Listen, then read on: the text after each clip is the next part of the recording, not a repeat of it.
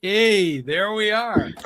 Awesome. Welcome to another fireside chat, campfire chat. I have the regular suspects in the house. We have Mike running all of the back of the stage stuff with the chat room. Yeah, right there. And then, of course, Matthew down there, our Cub Scout expert. And of course, we have Scoutmaster Bucky, that guy down there. So if you have questions, definitely put them in the chat. I see that we have quite a few that have just logged in, and it's increasing all the time. You don't have to be here right on time, okay? Because and it's recorded, so you could see us later, but you don't get to participate in the live questions. And I wanted to wish everyone out there and all of the people that are viewing this, happy May the 4th be with you. So that's our theme for this. And we're talking about themes now, whether it be packs or troops or crews, what have you. We are all wearing our Star Wars stuff. We're ready to go. And we have fun in scouting, and we want the youth to also see that we're having fun. That's a big deal. And so we always want to make sure that that's what's going on in the world. Now, Matt, Mike, excuse me, do you have anything that we need to do on the chat side of things? Well, I would say everyone please give a thumbs up, and I just typed that out on behalf of you and as a moderator. And we have a couple people. I think Aaron Finley joined us. Timothy Levin is joining us from Bethlehem, Pennsylvania. Nice. Greetings. Kind of a shout out. We like to get shout outs at the beginning. So Rusty Beat also joining us from New Philadelphia, Ohio. Okay. Fantastic. Well, it's exciting. I have a special announcement during this that's coming out within our we'll get more into that. Okay. I'm going to leave it like that. Okay. Let you think about what could be exciting, what's something new.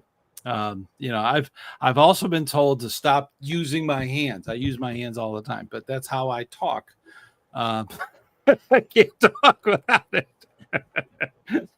So, Scoutmaster Bucky, what do you got new in your area?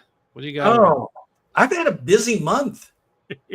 You were telling us. Yeah, I've done some Cub Scout training, which went really, really well. It was a lot of fun. Just short of 24 new, seasoned and new Cub leaders, and they were looking for ideas, and it was just so invigorating seeing that part of our program with the excitement and stuff. Did some traveling, went out and saw family in Michigan. Big deal. So this is important, very important. Obviously, the usual emails that we have to address as a scout leader and such. And let's see. Well, if you didn't see it, go over to my channel, and we have a special May 4th Scout song and video, which I spent a few hours on. Each month I put out I've committed to putting out a new Scout-related song that I've written. Some of them will be just lyric videos. Otherwise, if I have a little extra time during the month, we'll add a little flair to it. And so that's where I'm starting at. But I'm working on something for next year that will be regularly coming out on my channel. But in the meantime, I'm doing a music video a month, basically. And they're all Scout-related songs. They're really good. They're really good. I've been putting in my chat room on the channel. Here on the ScouterStan channel, putting those in there, and hopefully we get some people to come over there and subscribe to your channel. That's very important. So but I've been loving what Matt's been doing on his channel with his stuff. Yes, his videos are awesome. They are the very shucks, guys. I really like them. I was really working hard to find some B-roll that I could use on mine. I think I'm gonna start doing what he's been doing. So he's inspirational. That's for sure. That mind doesn't stop working, and you can see it in his final cuts and productions. It's so true.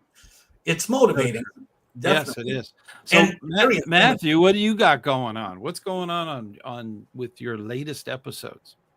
Oh, so I just kicked off my Memorial May season or Memorial May series. So I'm going to be releasing every week a new video that focuses on a different memorial site. And then at the very end of the month, right after Memorial Day, I'm going to hopefully have a really cool video about service sacrifice and, being a small part of something that has a greater impact, and then linking that back to scouting. So that's what's on here for this. That's how we build that patriotism. And that's a big part of the Scout Oath, God and country. That is a huge part of it. And I like your videos. They're just wonderful. They are just, they're informative and entertaining. And that's what I've always tried to do. But, this channel, it's more of a lecture kind of thing. So, but if I could spice it up, that would be great. That would be great. I think absolutely. In the cards, we'll keep doing that. So we've got a lot of stuff going on, but themes is really the big thing. And Stan, what do you have coming up? I do have a video this week. This week I'm working on getting parents to step up. This is a huge thing. We have a lot of parents who still believes that it's BSA. Babysitters of America. It's not anymore. It is you can't just drop off your youth and go off and then maybe pick them up on time. That's not a good thing. So you want to make sure that you're a part of it. Not only is your youth, your children part of scouting, but you are too, and you need to get involved. And it could be as simple as setting up the tablecloths at the Blue and Gold. That could be the first ask. And then the next ask is, gee, you did so well and everything was, during cleanup, everything was great. It just worked out wonderful. And then you say, I need somebody to do not just the tablecloths, but the full food thing at the Pinewood Derby. Okay. So, and you keep building on that. Pretty soon you've got an assistant den leader. Okay. Pretty soon you got an assistant cub master. Yeah. But make sure they know that you're not walking away, because that's what I think a lot of people get worried about. If I step in and do something, I'm going to end up having to do it all. And exactly. And it's always based on teams. I've always believed that the adult side of it, whether it be scout facing or behind the scenes, those need to be teams. There needs to be a team of people working on advancement. There needs to be a team of people working on finance or the treasurer part of scouting. Those are teams of people. You can't just rely on an individual. And then in scouting, most of the time, adults follow the youth. So you don't want your Weeblo leader to be in the very last year. Okay, they could be there, but they have to have somebody ready to step up for the next year as they follow, as they progress into a troop. There's somebody there to take over the next batch of Weeblos to go into that system. So you always have to have that cycle that's going on. That's what this week's video is about. And the next one after that is about merit badge sashes. Ooh. Yeah. So that's filmed. Yes. The sash. So those are the ones coming up. So, and it's usually once a week. So. That should be good, because I get a lot of questions from my scouts even that they forget. We just had a Eagle Court of Honor, and he's a vigil member of the OA, and he's like, well, where do I? And he went to go and tuck it under his belt, which is an old practice that was never official. It is. I've seen that in a lot of very old photographs where they put it on the belt. They would always remember back in the 60s, they had the garrison hat, that flat little hat that went on. That was the hat at the time. And they would do that with the pocket. They would actually put one end in their pocket and let it flop over with the logo on the outside. That was a very common thing. Even in my day, when you saw somebody that was wearing the merit badge sash, they would also wear the OA thing right on top of it, and it looks strange. I've even found a photograph of my father receiving his eagle wearing it that way, and I was like, oh, Yeah. no. So it's going to be one of my don't do this Yeah. photos. Well, and the guide to insignia, Yes. uniforms and insignias is really important today. Yeah. Yeah. That spells out a lot of those no-nos. Yeah. And that should be where you reference. But I don't mean to. Yeah. I don't mean to take over here, but we got a ton of new people since we did the shout outs. Yeah. That Mike's We have probably more. Oh yeah, we did a bunch of Yeah, them. let me do a couple shout outs here. We don't have Okay. a lot of questions yet, but Meredith, may the 4th be with you. Troop 2000 from Fontana, California. My home state. Yay. Your home state, yep. Steve, Pack 3506, I believe that's Medina, Ohio. Oh yeah. So welcome. Jared from Natural State Council, watching from work. Okay. Awesome. Make sure you get that Um, control button so that if your boss comes by. Yeah. Taking over an entire troop meeting on Thursday to cover second class requirement 7C. So it's great Wow. to do that. In fact, our council just had our spring camporee, and it was space exploration merit badge themed. It was very engaging. So Well, that's the thing. Very You gotta nice. have a theme. Gotta have a theme. gotta have a theme. Can't be the same old stuff. It has to be fresh every time. So It's true. Myron is hello ScouterStan from the Heart of Virginia Council. That's just south of here. Yeah. Awesome. There you go. That's And awesome. we have, how do I? Relantal came through again, one of our Hey. longtime viewers and members. Yes. Just gifted 5 ScouterStan memberships. Thank you Awesome. for that. Thank you. Thank you. You know what happens is we have people on a waiting list, and they actually get the memberships first, and that's wonderful. They get to try out all of the members only stuff. So that's fantastic. Thank you so much. That is wonderful. That's a big thing. So always grateful for that. I am, because that gives other people a chance to try out the members only stuff. There's you get your videos a day before everyone else, so which is nice. You get a little head start, but that's And there's a members only extended version most weeks. So yeah, and great to it's have. usually it's about an extra 5 to 10 minutes, but I go off on stories or examples and talk about it more, the subject matter that's more involved. So it's good. Okay, thank you, Relanto. Hucking in the Outdoors, greetings from the Midnight Sun Council in Awesome. Alaska. Wow. All right. Oh, wow. Where the sun never sets. Well, at least this time of year. Until it does, and then it's just set. And then It just looks like it's setting all the time. So, I went up to Alaska 2 years ago for a Eagle Court of Honor for a young man that moved from our area up there. And wow. actually, one of my scouts who had joined the Army was stationed up at Elmendorf there. So I got to have dinner with him, and it blew my mind that we're sitting there at 11:30 at night, and it's still bright as day. Yeah. And I'm, my trigger is it's dark, it's time to go home, but it was kind of wild. Alaska is amazing. Absolutely amazing. Yeah. All the mountains and the snow and everything. Fantastic. Hey, I wanted to comment on that requirement 7C. Yeah. Sure. I think I kind of breezed over it a little bit, but that's the one. I actually just did that with my troop, both the boys and girls, about a month ago.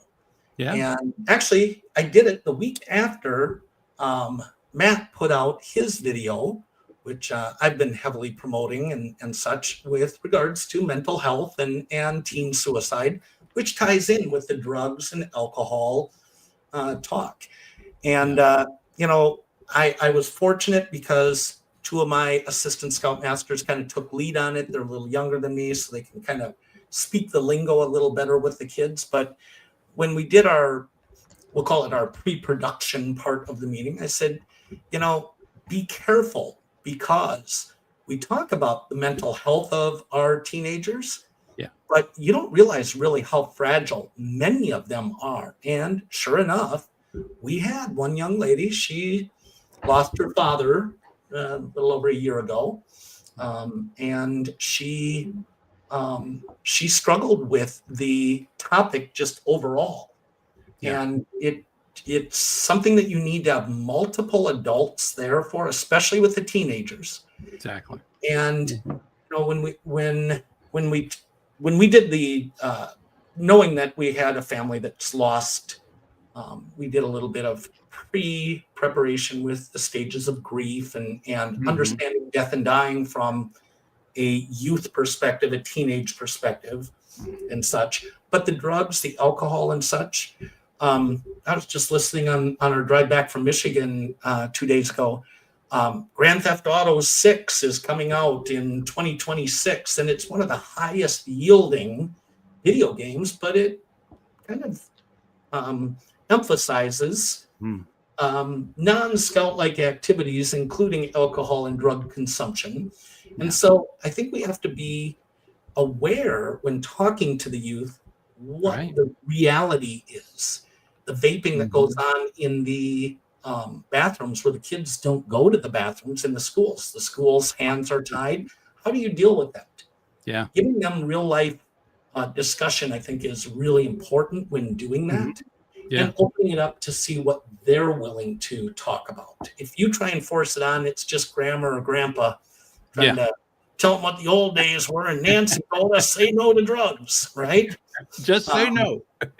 Right, just say no.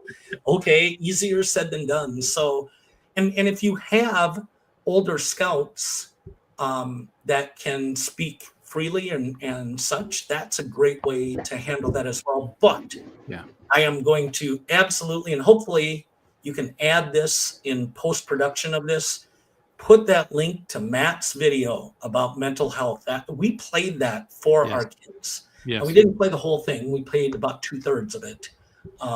But it was really helpful, and it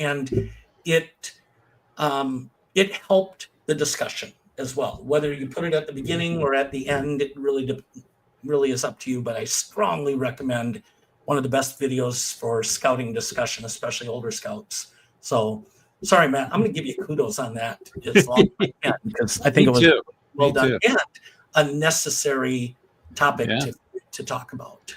Absolutely. I greatly appreciate it. I'm just going to point out that your Jedi video still has more views than that one. So, I'm still a little.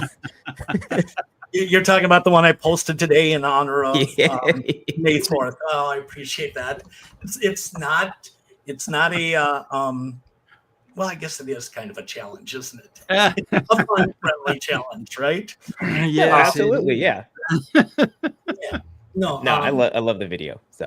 So yeah. Now, Matthew, if somebody wanted to get that and have that video for their pack, their troop, their leaders, what do? They just go to the channel, or can they download it or something? Or they can go to my channel, at the Roaming Scouter on YouTube. Okay. And if you have YouTube Premium, you can download it to your phone to listen to later on. That's the best place to get it. Also, Scoutmaster Bucky is hosting it on his page, at least last time that I checked. Cool. So if you want to go to scoutmasterbucky.com, that also is a great place to get it as well. So I just sent out the link in the chat also. Yeah, awesome. JC Log said I'm lost as far as what we were talking about. So just to give clarification, I'm shameless when it comes to self-promotion. I did a Star Wars May 4th video comparing a Scout and a Jedi. That's on my YouTube channel. Matt did a video on mental health and suicide, talking with your scouts about it. And so that's what we're kind of going back and forth on. And I put a thumbs up on both of them. Yeah. It's Scoutmaster Stan approved. Scouter Stan approved. So Approved. that's what we're talking about. So somebody's sitting out there going, I didn't sign on to listen to these guys patty each other on the back and promote. Exactly. Yeah. Well, I do have a surprise. Speaking of promoting. Yeah. Go ahead. Yeah, I forgot my big surprise, my big reveal, I guess. It has been requested over and over and over again. I get emails about it, and I'm not good at emails. I'm at the point now where I do once a month. I'll look at the emails because it is a lot. It is a lot of them. But I've actually come up with a shirt for us. Okay, I'm going to move this down a little bit. This is for anyone who wants to. I'll put the link on the video, but this is a brand new shirt. Just put out. There we go. Cool. So I'll get a little closer so you can see. Ooh, it waves. There we go. But it also has on the back, the best part about scouting is your friends and the campfire. So, Okay, we need Excellent. to see those at scout camps on scout Yeah. leaders. so Yeah. it's not too committal. It's not one thing or the other. But campfire, it's the Campfire Chat shirt. It's available in different colors. I wanted to buy the very first one so that I knew how long it takes. That was the very first one they'd ever done. And they do some really, I was thinking it was going to be like an iron-on, but it's not. It's actually, you can feel that this is actually printed on the shirt. Nice. They're all in really good condition. All the shirts are made in Honduras. So they're not Chinese made shirts. They're very well done. They're double seamed, heavy cotton shirts. But different colors. There's even a very first one I've ever had on there, a pullover. So it's a long sleeve pullover with campfire on it, which would be perfect because when it gets cold, and it does all over the country, you can wear that to the campfire. I'm ordering one tomorrow and going to wear it to our next month one. There you go. So that's the new thing. They're not cheap. They're very good quality. And so definitely check them out. We do get a little bit of a kickback. I think it's like $4 or $5 that actually goes. Hey, we got a comment on the comment here. Sorry to cut you off, Stan. People are going to buy that shirt because it's awesome. But Aaron, you got to get signed off here. We appreciate you being here live. But you need to go with your significant other and watch this tomorrow. Yeah. So that you can come back and watch next month and the following month and the following month.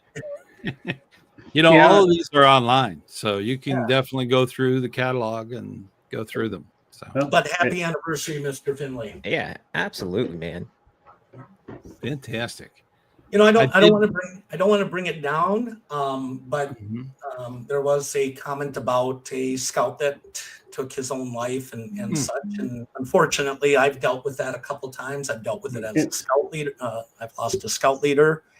And just this year, a friend of mine in scouting, his son in his early 20s, that was going through some mental health challenges and such. And we don't see it. And Matt kind of talks about this in his video. We need to talk to people. We don't realize really how people really are functioning these days. There's a lot of political issues that people have that they're struggling with. There's a lot of challenges with work and with the expectations of school. And some of those expectations are false, that they're self-implied.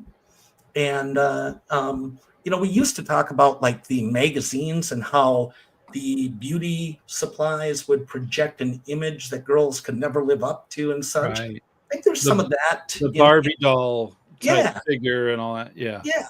But I think there's some of that in today's society in general. But we're probably diving into something that we touched on briefly about the video games.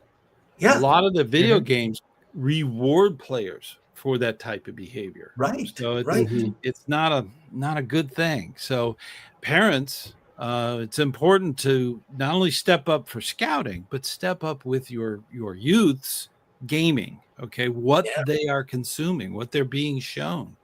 Yeah. And that reward could be everything from the phone all the way to your what do they call it, PS10 or 25 or whatever it is now. You know, those gaming things. I really came off as an oldie, didn't I? But those game systems, you gotta. I remember my son was like, he loved his PS2 at the time, loved it, and played games that were unbelievably annoying. But you know, I made sure that they had good morals and stuff like that in there. So, boy, that sounded really old fuddy-duddy. You're fine. We need some of that. We need some of that. There's You do. there's a book by a guy named Lieutenant Colonel Grossman, and he talks about, he wrote 2 books that's what he's most famous for. It's called On Killing and On Combat. It's about mental health and the stress factors associated with combat. But within there, he actually talks about video games and how video games can help train youth as far as for combat and things like that, and how Nintendo was contracted back in the day to help the U.S. military and all that. So there are other concerns out there beyond just them playing GTA 5 or GTA 6 and doing unspeakable things I'm not going to talk about on here. It's like there is a certain amount of training and different things like that that can happen, and desensitizing people to that. But I don't think it's 100% because I feel fine about, you know, after playing all those games for years. But true. Yeah. I mean, but you've been through the training. You've been through some of that stuff. The youth haven't. They're no, absolutely not yet. Fresh.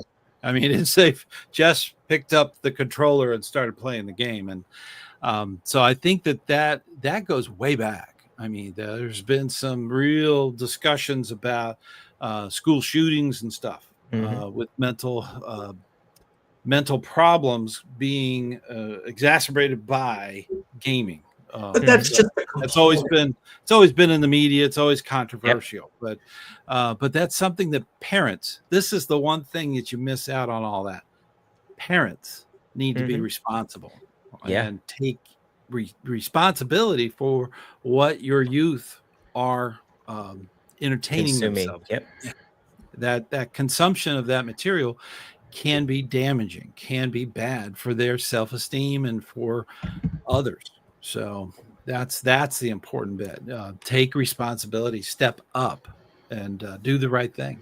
So the videos are box message. The videos are only a small component of it, and then, I mean, there's so many other things. Yes, we can. Well, it's their friends and they're associating with too. They are also bombarded by these things too. It's also family. And when you say parenting, it's not just parenting, it's the family environment, you know, and, you know, I'm not a regular every week go to church person. I'll admit that. But a lack of reverence in our society today, I think is really playing a negative role in how the mental health is. I think there's so much more. That could be a whole topic, which could get controversial. Next week, yay! That's our absolutely, But I mean, video games contribute. You know, but see, you touched upon something that's important. In scouting, we teach scouts the scout law, and one of the ones they don't really get sometimes is a scout is clean. That means they hang around a good, clean group of people. They don't hang around with people that have their interest. You know, they're going to shove them under the bus if something goes south. It's multifaceted. Oh yeah, and that's a big deal in scouting. We teach friendly and courteous and being trustworthy and loyal and so on. But clean is one of those things that a lot of scouts kind of miss out on. They may be hanging around in a crowd that's not the best thing for them. You know, you get into these groups and they don't have your best interest at heart. And that's the thing that scoutmasters and cub masters and everybody needs to really focus in on is a scout is clean, not only in deed and in physical and all that, but also around his own group. That's something that a lot of people miss out on. I talk about that with Eagle Scouts, usually Mhm. during their Eagle Border Review. So we go over every single one. So At That's summer a big camp, deal. I had a scout that dropped the F-bomb and right in front of me. And I'm like, excuse me, yeah, are you being real clean here at camp? And he says, well, I took a shower yesterday. And there's more to it. right. It's not just hygiene. Yeah. It's not just Yeah. hygiene, yes. Although I've had to have that discussion with a scout as well, saying, Oh, dude, yeah, absolutely. anybody introduced you to deodorant? Yes, it's Wednesday, and your Yeah. tent mate is wearing a clothespin on his nose. Yeah. Yep. So, it's Wednesday. Please, please, please. Yes. Yeah, that was Thursday. We get the garden hose. It's like that was a thing at summer camp last year. It was that we withheld the camp hats from the kids until they went and took their first shower, because we'd been there 24 hours and like, can I get my hat? I said, not until you go and you shower, because I'm like, we're not putting up with the body odor and all that, because it's Western Virginia, it's 90 with 87% humidity, so everybody stinks. Exactly. So yes, and every morning they need to be right to the showers, get cleaned up, get ready for the day. And every night, maybe, who knows? Depends on what they did all day. Years ago, I had a problem in the troop with teenage boys not wanting, the 12 and 13-year-olds not wanting to shower. They thought the lake was their bath. And I was no, that doesn't count. But I was blessed with a parent that was there, and he goes, "You're not getting in my car if you don't have a shower the night before we leave." Oh, yes. And all of a sudden, the kids are showering. I'm going, "Where's my magic Scoutmaster powers to get them to shower all week?" And this parent just looked at him. "You're not getting in the car without a shower the night before." Imagine being in a car with scouts that hadn't bathed all week. That would just... Oh, I've suffered through that. Oh, I don't have to imagine anything. That would be really bad. It would be a long conversation about clean and courteous to the driver. So, but it's far reaching, and clean also has a lot to do with your mental health. If you're having problems, if you're physically having problems, reach out. That's the message for a lot of scouts. And if you see or get those indicators that Matthew talked about, you see those, do something. Don't just let it go. That's an important bit. Just like making them all take a shower before they leave camp, because absolutely, that's a long drive with smell. So 3 hours. You were a Scoutmaster, correct? What's that? You were a Scoutmaster, correct? I was an assistant Scoutmaster for almost 12 years. Because very big troop.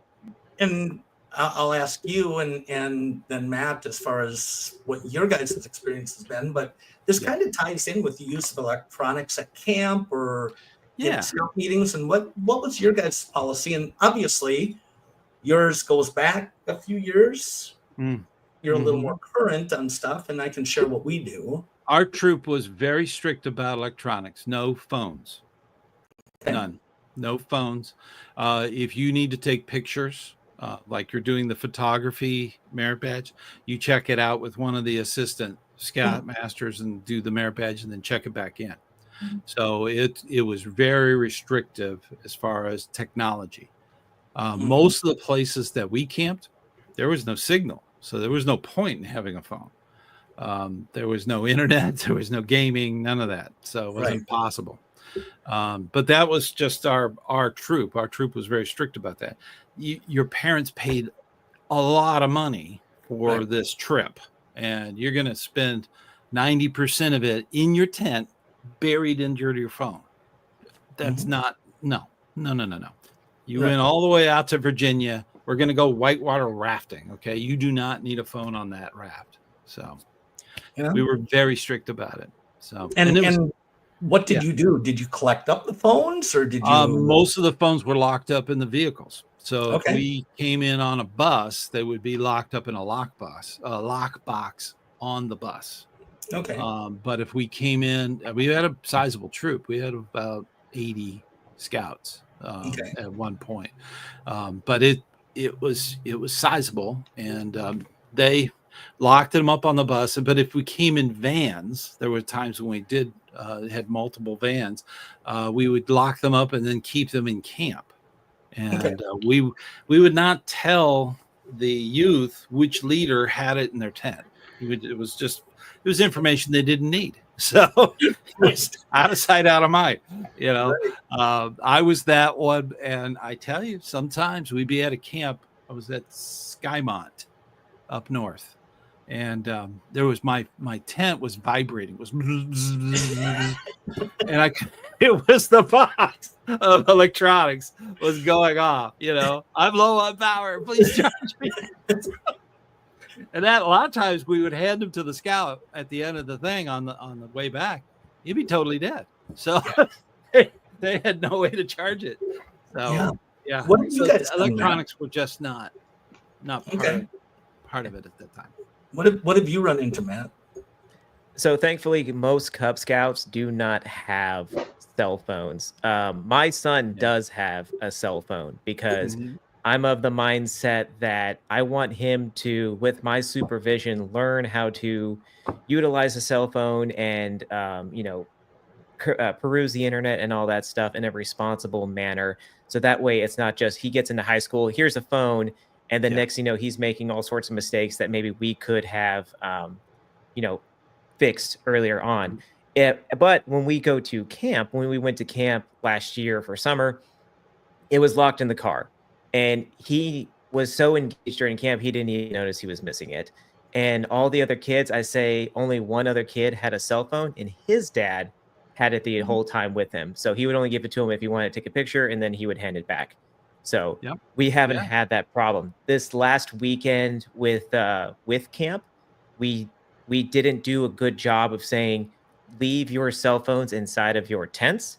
So next thing you know, one of my Webelos came up to me and said, Mr. Matt, I found this cell phone. And then lo and behold, I'm holding this cell phone, and my son is calling the cell phone because he's trying to help his friend find his cell phone. So I'm like, okay, so two people have cell phones out when they're supposed to be solving a whodunit mystery. So, it's like, so I had to give it to the dad and then tell my son, go put your phone in your tent now. So and we actually, during our annual planning, had the conversation about, we are going to reiterate to parents that all cell phones have to be inside the tents. The parents can have cell phones, obviously, for safe scouting and things like that, but the kids should be completely just broken from the electronics. So we do have kids who are, even siblings, who are just sitting there because they're older and they're maybe just hanging out, and they're on the phone, and the kids are all trying to gather around to see what they're doing. So that can even be distracting as well. But that's what we're doing, is trying to just completely break them from it. Yeah. I know of a lot of troops that will actually have a basket, and all of the scouts that are coming, they want to put their phones in it. And that became kind of a major distraction for a little while because, they would buzz and beep and all that stuff, and they weren't there to turn them off or whatever. But it was a learning process for a lot of them. They have that fear of missing out, FOMO, that goes on, and they have that separation anxiety that with some scouts this is the normal shape of their hand. Okay, it's like this because that's what they're doing all day. They're swiping and doing beep beep beep on the phone. It's just, we have to, as a society, set guidelines and opportunities to learn. This opposite that thing that happened with your son, Matthew, that was a great opportunity to learn how to responsibility of phone and keeping track of these things. Are not cheap. They're pocket computers. Okay, the average phone has more power than anything you can find on the internet. On that point that they're not cheap, I'm just wondering if an adult is keeping the phones, do they kind of have the liability to make sure they're not lost? And that's why you have lock boxes and you keep it kind of secret so nobody's going to mess with it. So and I'm always, I've never heard of this happening, never seen it happening, but at summer camp, I'm always thinking, if there was someone that wasn't so honest and were to go through tents, I'm kind of reluctant to have anything of value in the tent. Kind of want to have it locked up in the car. Yep, Mhm. out of sight, out of mind. In the car is great. In the bus is fine. Sometimes you couldn't leave it in the bus because the bus had, the bus wasn't going to sit there for a week. So, Mhm. yeah, the bus had other little journeys it made and then came back. So sometimes Yeah. you couldn't do that. So I've gone through all levels with my troop, from absolutely not to, in 2017 when I was a leader for National Jamboree, and everything's electronic there. We lightened up and tried things. Right. A couple comments. What Matt described, whether it's Cub Scouts or older Scouts, if you give them an inch, they're going to take a foot. If you give them a foot, they're going to. So you have to monitor that. But what I don't think a lot of leaders understand, I used to run this weekend program where we did it at a hotel. And it was basically teaching manners and etiquette. It was kind of a predecessor to the life skills one they're proposing of teaching basic skills. Well, one of the things that we did one year is we collected all the cell phones. And oh my Lord, it was like a mental breakdown. It was an exposure of how bad the mental health of our kids were. We're gonna have our streaks broken for being liked on Facebook or something. I don't even remember what it was. This over a decade ago. But then what we did is we took that and really started analyzing, going, this is really a problem. Yeah. And where the mental health comes in, and what we're dealing with is when you get a like. I mean, we're guilty of it. When we get a like on our video, it's kind of a little bit of an affirmation, and it gives you a little rush. We as adults, for the most part, most adults have learned to deal with that and not rely on that. But our youth are so dependent on that affirmation. Why Snapchat is so popular, because look what I'm doing and stuff.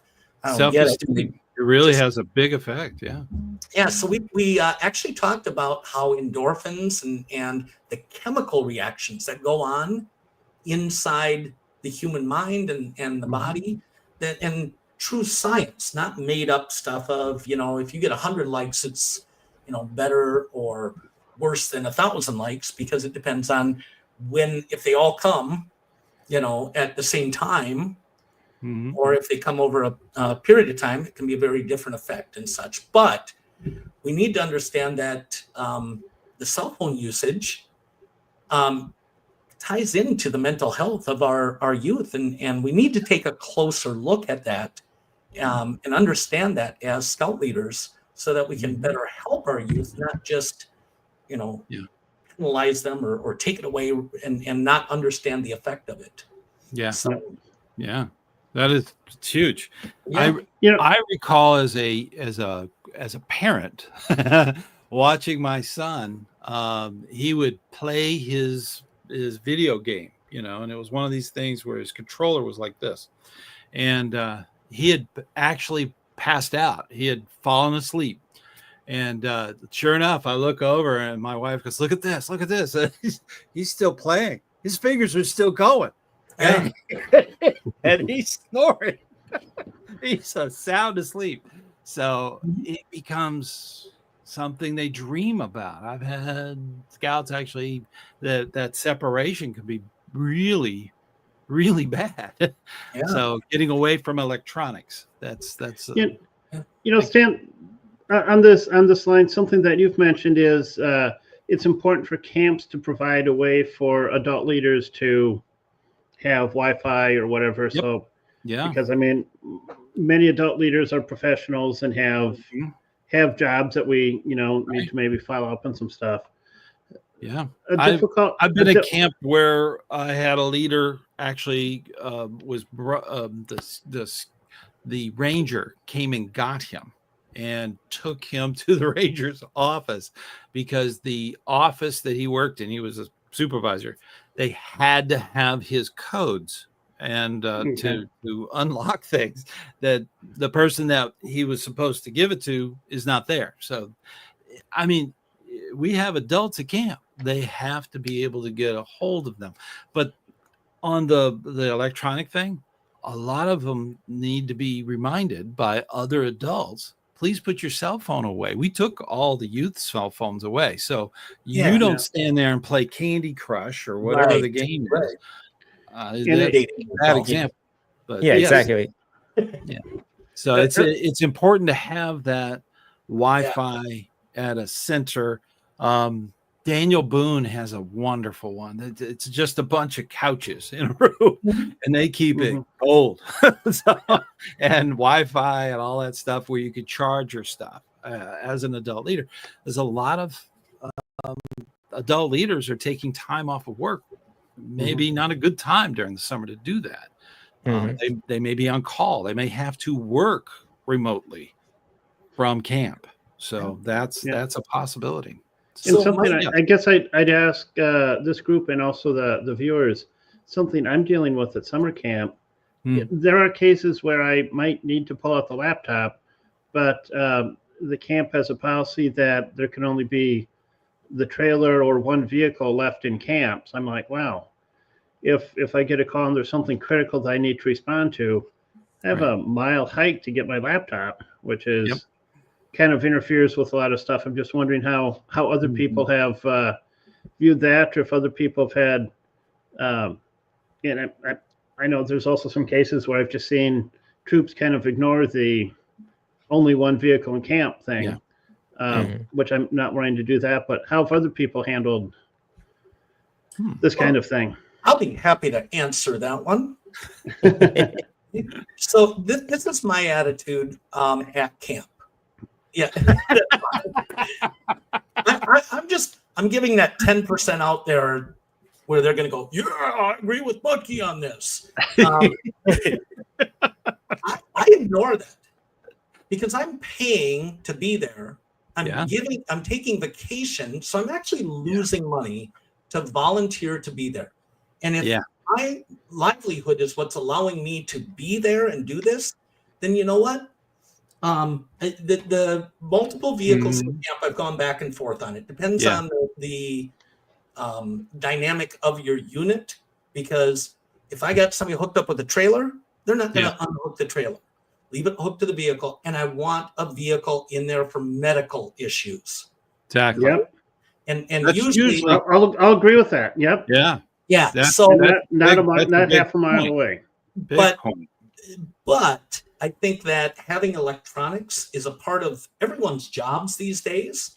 And if it's openly communicated to the scouts, why it's not hypocritical that the adults are doing it. But I put an ASM in charge to kind of monitor adult behaviors, because we want to minimize the amount that the scouts see of the hypocrisy. Right.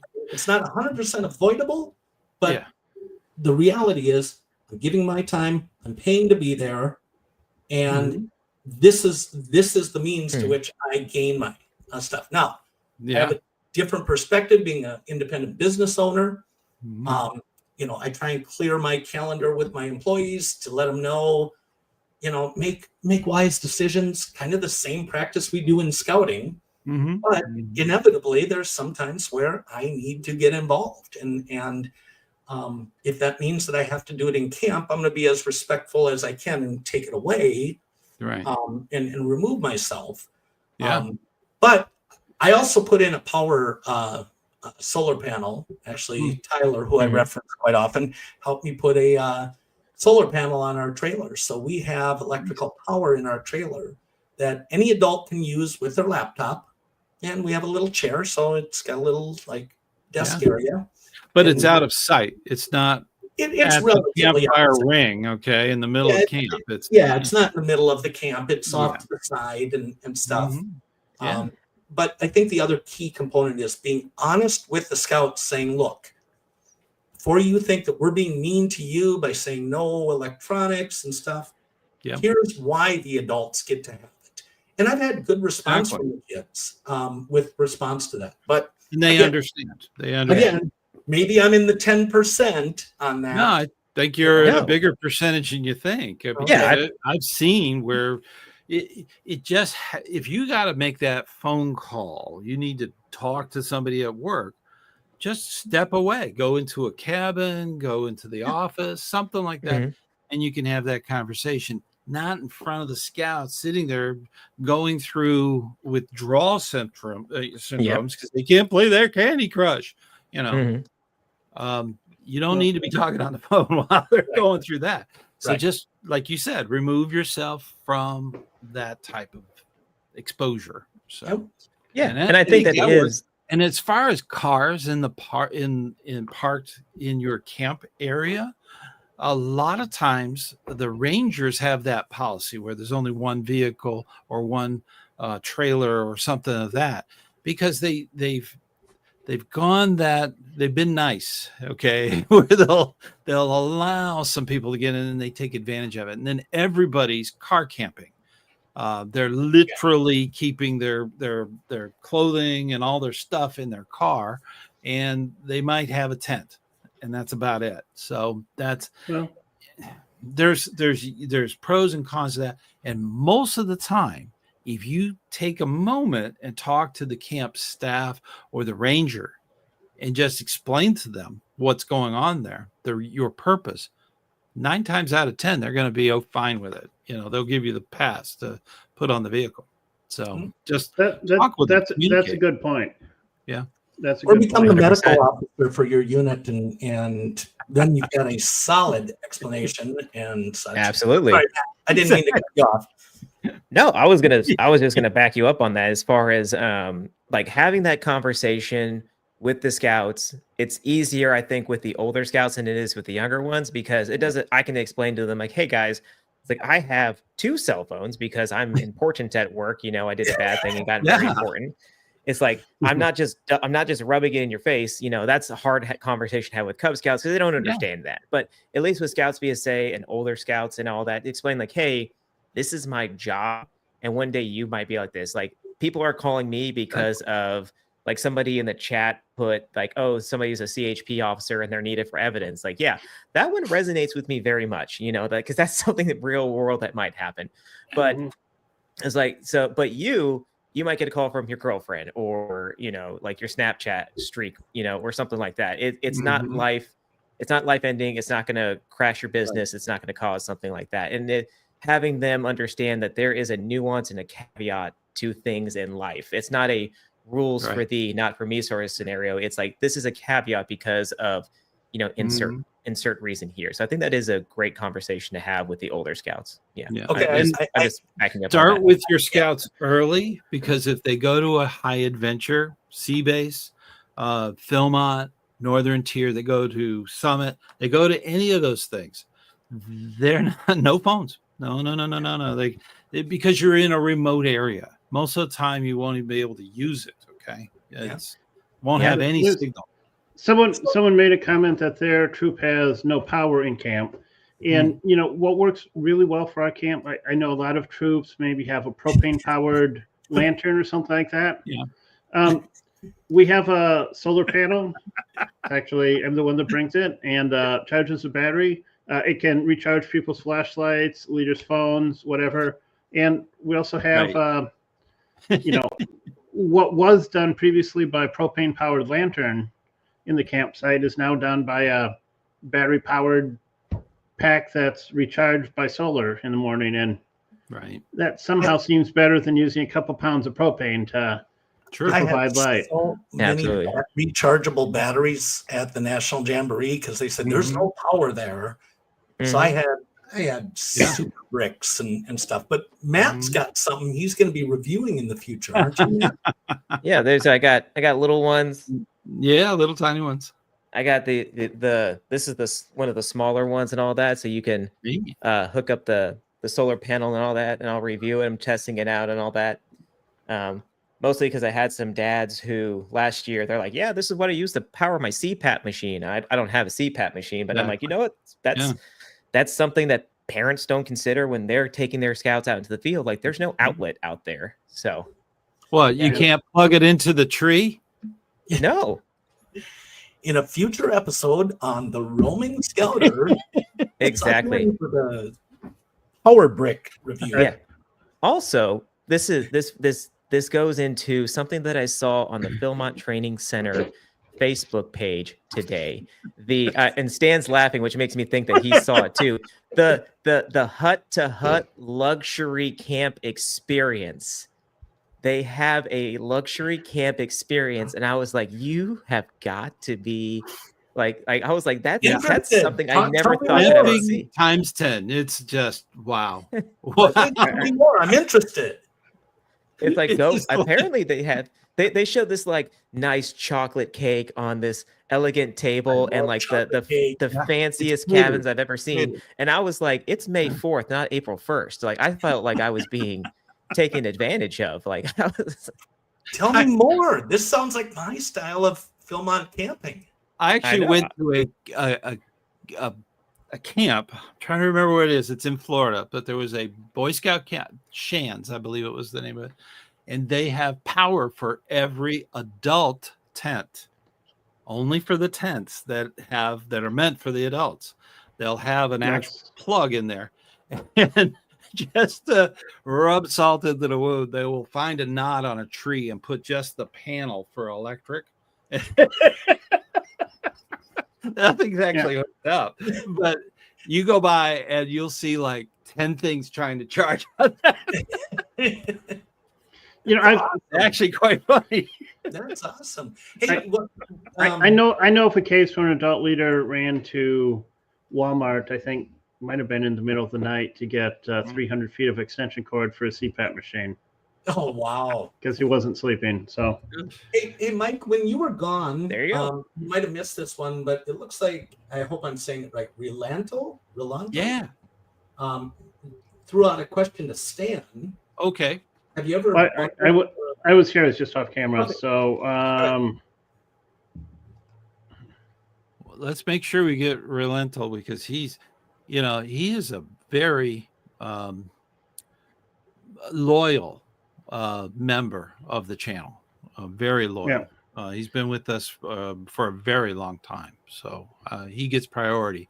All members do get priority in any questions. So, all right. So the question, Stan, have you ever handled a belated rank application for Eagle? That is for an adult who completed all of the requirements before age 18, but never had a board of review. Ooh, I've heard that's something that's done. I have, when I went into advancement, it's a database that we have, and it's a very secure database that we keep on the youth that are going through their projects.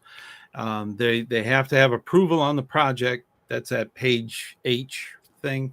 Once they get that, then they do their project, and it could be fundraising they have to do, and then a physical project. Then they will work on their application once their project is signed off. The application then goes into council and so on. So there's a process there. I would say the last 5 Eagle boards of review that we've done have been after 18. So it does happen. If you read into the fine print of the advancement guide, you have 24 months between the approval of that application and having the actual board of review. You can, and this has happened, go beyond that, and that requires approval from council, and it may even require national approval. So okay, I got to jump in. 2 years. As you're 20 plus at that point. I got to jump in, Mr. Stan. Sure. I don't ever recall hearing that there's a 24-month window. Yeah, between approved application from council and the board of review. You have that much time. You get 24 months.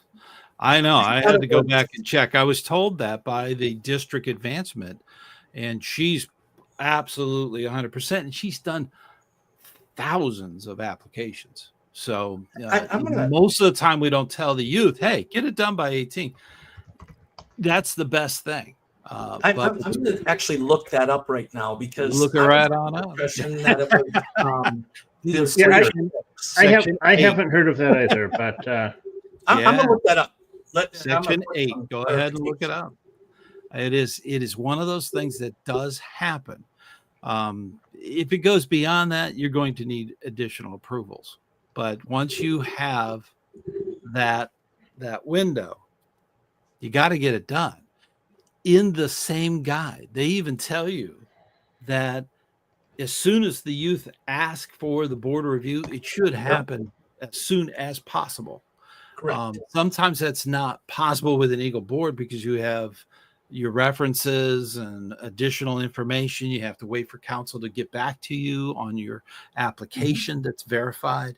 There's some things that have to go on. So it's not immediate. You can't do it in the same day. That's just the way they work it. So, did anybody find the number? Yeah, 8.0.3, and that was our friend who found it. The chat is alive with this one. This is interesting to me. I've never heard of this before. Big thing. This is a big thing. A lot of people don't know that. And honestly, we don't need to tell the scouts that either. So, because here's the caveat: you get to the board review, and somewhere along the line, somebody messed up. Oh, page 58. Yeah. At that point, they can't become an Eagle because they're over the age limit. They've gone past that time. They can't go back and finish that merit badge they need. Okay. Usually they catch that in the application process, but if they missed it or something is wonky, you don't want that. You don't want that. When you go to that board of review, you want to make sure that everything's in line, that it is a board that reviews everything to make sure that it's right. So, and it may take a little time. So, so I'm going to jump in here and say I'm reading it, and everybody missed it. I missed it a long time until council brought it up. I didn't know it was there. So from our loyal watchers, the Dream Trust. Has that always been that way, or is that a recent change? No, that's been that way for the past 2 guides, since the last 2 guides. The current one this year and the other one, which I think came out in 2022. I think that's when the last guide before that. Well, if last 2 that I know of, I don't know if it's always been that way. If nothing else, this is a good example. What I teach in my trainings is, I'm always learning. Hey, I learned something new today. Me too. There's a lot of, and Matt will get this being service related. When I was in the service, when we got advice from our peers, we called them barracks lawyers. Right. And so we pass on a lot of stuff verbally, but we don't follow up and check it.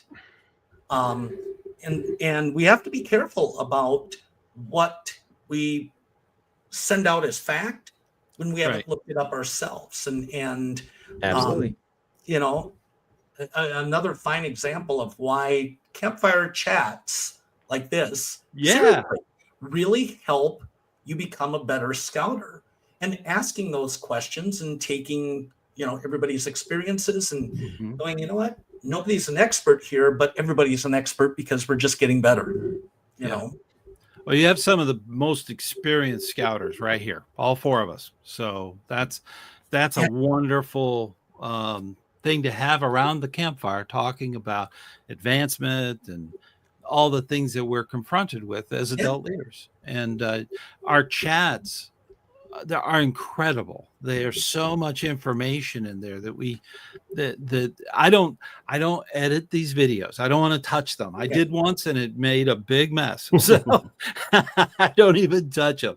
So you see all the mistakes. It's live. Okay. This is the thing. Even if you're recording it or watching it later, it's a live show. So definitely. And if you're watching it later and we misquote something, just continue watching, because one of us will correct the other, and we'll get it right in the book. They'll find it in the book and say, "Hey." Yeah. It's that way.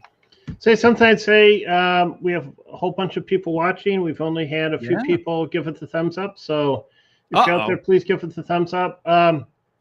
We ready for another topic on a different subject? I think I have Yeah, there's a ton of questions in there. Yeah. So Jonathan says, my son is in Cub Scouts. Where do we put non-official patches that the pack gets at Scout nights, like local clubs? There you go, right there. There you go. Matthew, can you tell us what you're holding up? What is that? Okay, backpack. This is okay. Yeah, this is my JanSport. There you go. So I have I've sewn these all on by hand, so my fingers hurt from all of them, but just there you go. There you go. Backpacks are a great place to put that. In a Cub Scouts, they have a little red vest, don't they? Yeah, they do. Not the best material, I know. It's not. It's.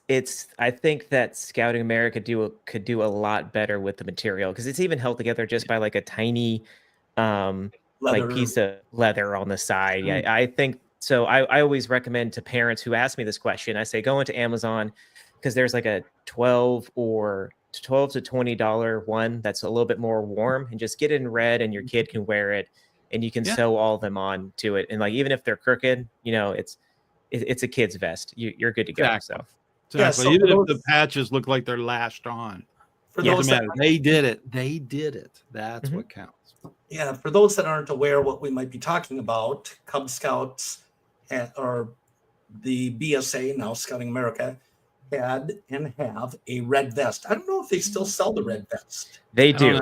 They do still sell it. Yeah. And that's meant for the patches. Now, we did we stole this from another unit, but we did a red vest ceremony where those that were new to the pack got their red vest presented to them.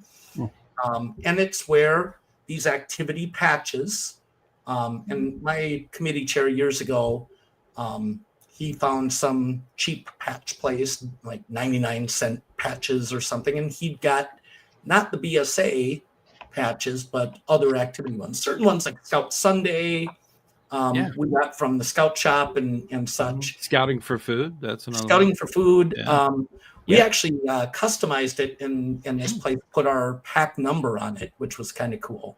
Neat. But now my current pack, which again, we just started last year, so we're just completing our second year. There's not a big interest from the kids in the patches. So that's not a bad thing financially for a short funded. But it's difficult to go to an event and not get a patch. It's usually included.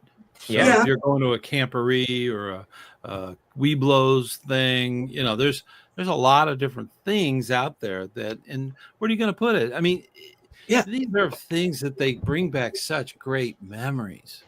Even later on, when they've gone off to college, mom comes in and sees that. She can remember all the things they did, where they first lit a fire with flint and steel. That could my be recommendation is a blanket. Yeah, blankets are great. It's a great backpacks. I actually bought a windbreaker through one of the, I think it's Class B, is one of the BSA licensed websites. So it has the BSA logo on it and my name, and I plan to put a bunch of the miscellaneous patches on there. Are they a sponsor? I got way too many patches to put on. Is that organization that you mentioned a sponsor of our program? Maybe that needs to be edited out, or maybe we could get them as a sponsor for the program. Wouldn't that be nice? Anybody knows? Any sponsors? Those light bulbs that are in the studio are not cheap. They're pricey. Yes. Well, I think it is useful to mention that the Scout Shop sells a bunch of scouting related merchandise and patches and uniforms. But Scouting America has also licensed a couple. I don't know all of them. Class B is the one website that I know to sell certain Scouting America branded merchandise. So that's not all adult leaders know that. So I think that is a useful thing to know. And sorry, I don't know the names of the other. There is Scout Shop. Scout Shop. That's the Scout. Yeah, I believe that's part of national. Scouting America. If I'm That's not Scouting mistaken, America. but Yeah, I National. think so. There are some other licensees. Yeah.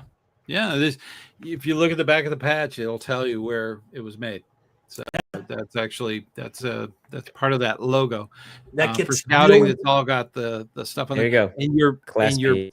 there you go. See, it's got all that printed on there. Sometimes they will Okay. even have a QR code where you can look up the patch through the internet. and that gets real important for National Jamboree and NOAC patch trading. Yes. Yeah. Yeah, that is Okay. That's a huge. big deal. Yeah. But that's something to look for. But on these jackets, blankets, backpacks, back of the sash, they do not have to have that because that is temporary. That's a thing. It's important that you see that on most of the stuff you put on the front of the uniform. The things you put on there, you want to make sure that's on there so that it is legitimate and authorized through Scouting America. But sometimes you'll go to a place, say for instance, you go to NASA and you get some really cool NASA launch pads that they have. Okay. Mm-hmm. They won't have that on the back, and you can put that on these blankets and that backpack and so on. So that's the thing about it. Scouts need to get into patch collecting. I highly recommend it. I've done videos where you can actually teach the scout law, trustworthy, loyal, and so on, through patch trading. You can actually use those kinds of lessons. Yeah. It's a great thing for Cub Scouts. If you go to your council and check with them, they usually will have an event where they do patch trading.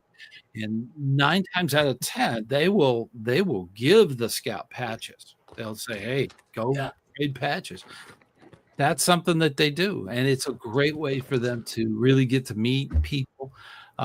One of the things that scouting does, it gives an opportunity for youth to interact with reliable adults, to actually go and talk to them.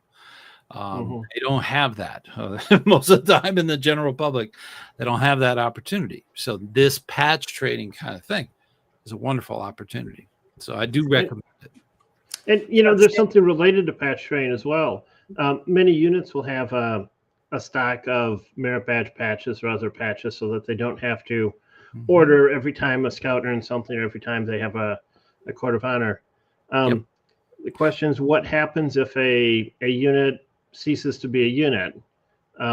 Usually those patches are the people that were in charge of the unit are looking for a new home for some of those patches. Sometimes they're on eBay or other, sometimes they're just messages in different message boards saying, "Hey, we have a stock of patches. Is there a troop that would like these?"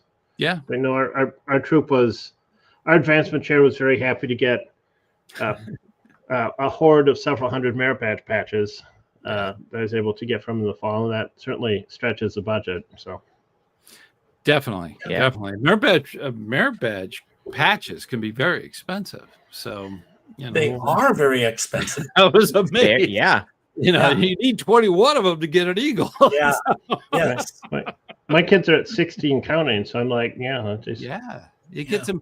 And this is a little side thing about eagle and merit badges.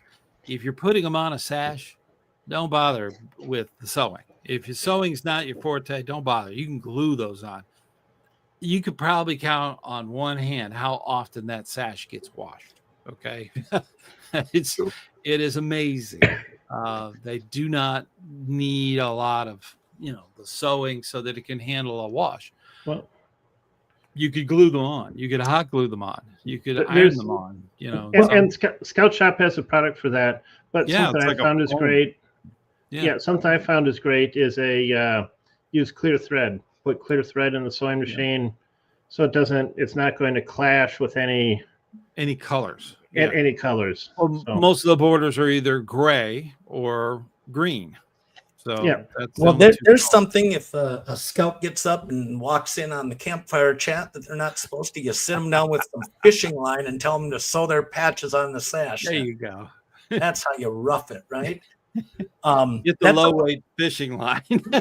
or dental floss, needle. Dental floss. There you go. Dental floss. You just use dental floss. And, There you and go. sewing is a part of what they're proposing for the life skills merit badge in the what is it, the lab? I forget. I have it on my website. That's one of the things they do in the merit badge lab. Yeah, Which is an online thing, which is pretty amazing.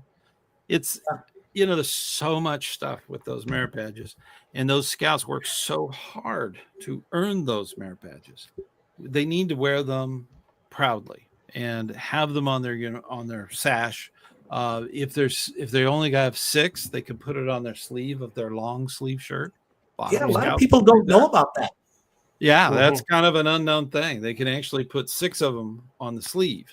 And the reason, and I go about, I'm teasing you again. There's an episode coming up about the very first merit badge sash, so you don't want to miss it. And it's purely because Mom did not want to sew any more than what she had to sew. And it wouldn't fit on his sleeve. That's how long ago they were doing it. So this upcoming episode is going to cover like Rambo sashes, the crisscross. The bandolier ones that they. Yes. Or the 6 merit badges across that's not legally or. I actually have a scout that earned every merit badge. Yeah, I've worked with quite a number. So, yeah. He worked really hard. He set that as a goal, and that was his thing. He wanted to do that really bad. And Andrew, the scout, he's over 21, so he's going to be in school for some time because he wants to be a chemistry doctorate scientist. So. I'll share with you, not to take anything away from your video that you're going to be doing, the 2 acceptable answers that I've come to find out for those that earn 100 or more merit badges. Extending the sash is acceptable. Yep. If you're 5'4", that can be kind of funny looking.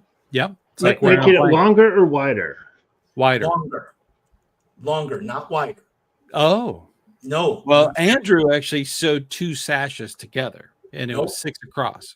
Nope. He was doing 6 merit. That is by the insignia guide. That is not the proper way. You can extend it. Okay.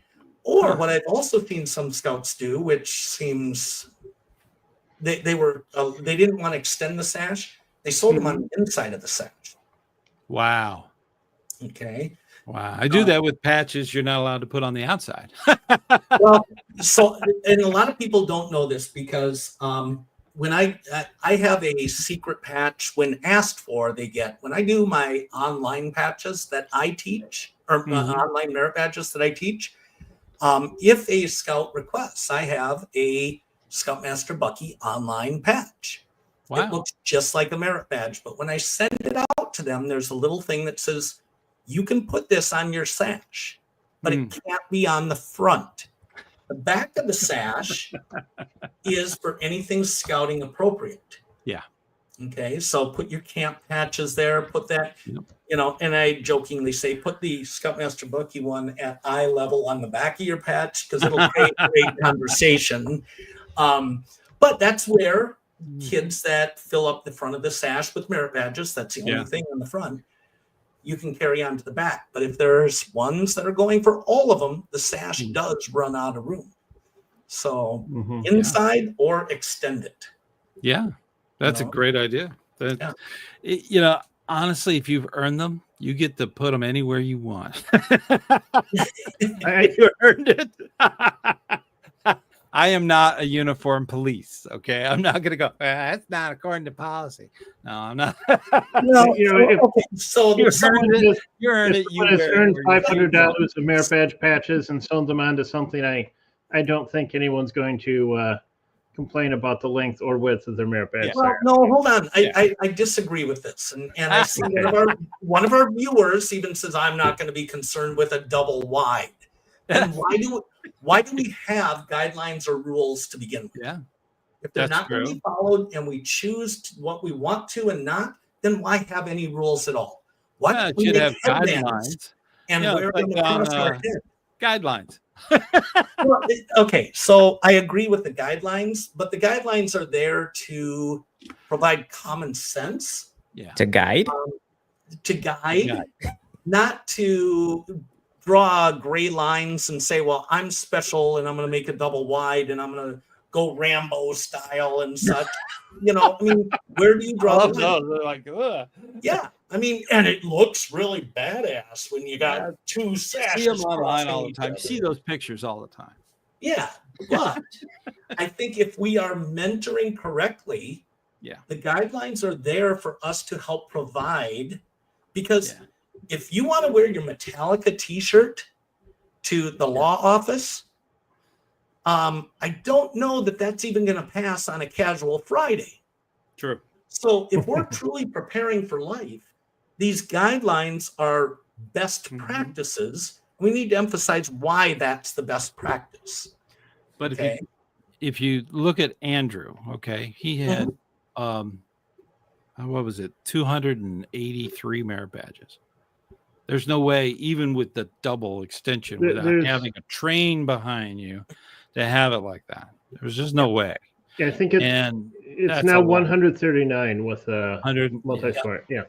I think in the time it was 138, but even at 6 across, he was stretching it. It went all the way down, did the entire length of what he had and merit badges. So, and he had, but on the back, he had his 3 Nova things on there. He had all the stuff that he got from Seabase and Philmont, and he had a lot of awards. Life is full of choices, and sometimes and a uniform tells a story. So I have 2 commissioners that have almost 12 rows of knots. Okay, you talked about that earlier. Yeah. You know, I'm not going to say, oh, you got to take those off. You know, I'm not the police. I'm not the uniform police. I don't think anyone should be. But 9 is what's recommended. 3 rows of 3. So that's in the guide. That's in the guide. They don't give any guidance beyond that. So honestly, I don't have the heart to tell them you got to take your Weeblos knot off. I never got one. So you don't get it either. You got to take it off. Who am I to do that? I don't think that's right. I don't think that's good. It's up to him to make that choice to which ones he needs to put on there, which ones he needs to focus on. And it's a judgment call that some people say, oh, you have to go by the guide. Like Bucky said, you got to set the example. I understand that. But I also understand that leader worked really hard and is honored by wearing those pins. You can't go up to a military man and say, "Hey, you got to take you got to take some of those off. You can't have all those." You're overflowing me with stuff here. First off, I know, but still, we distance ourselves from the association with the military. Some people get really funny from about that. It came from that. That's where all those knots came from. Yeah, but we can't have our cake and eat it too. I mean, again, guidelines are there for best practices. Yeah, and you know what? I think it gets to mental health too. We haven't even talked about the unofficial knots that people wear. Oh yeah, you know, I don't want to get into that.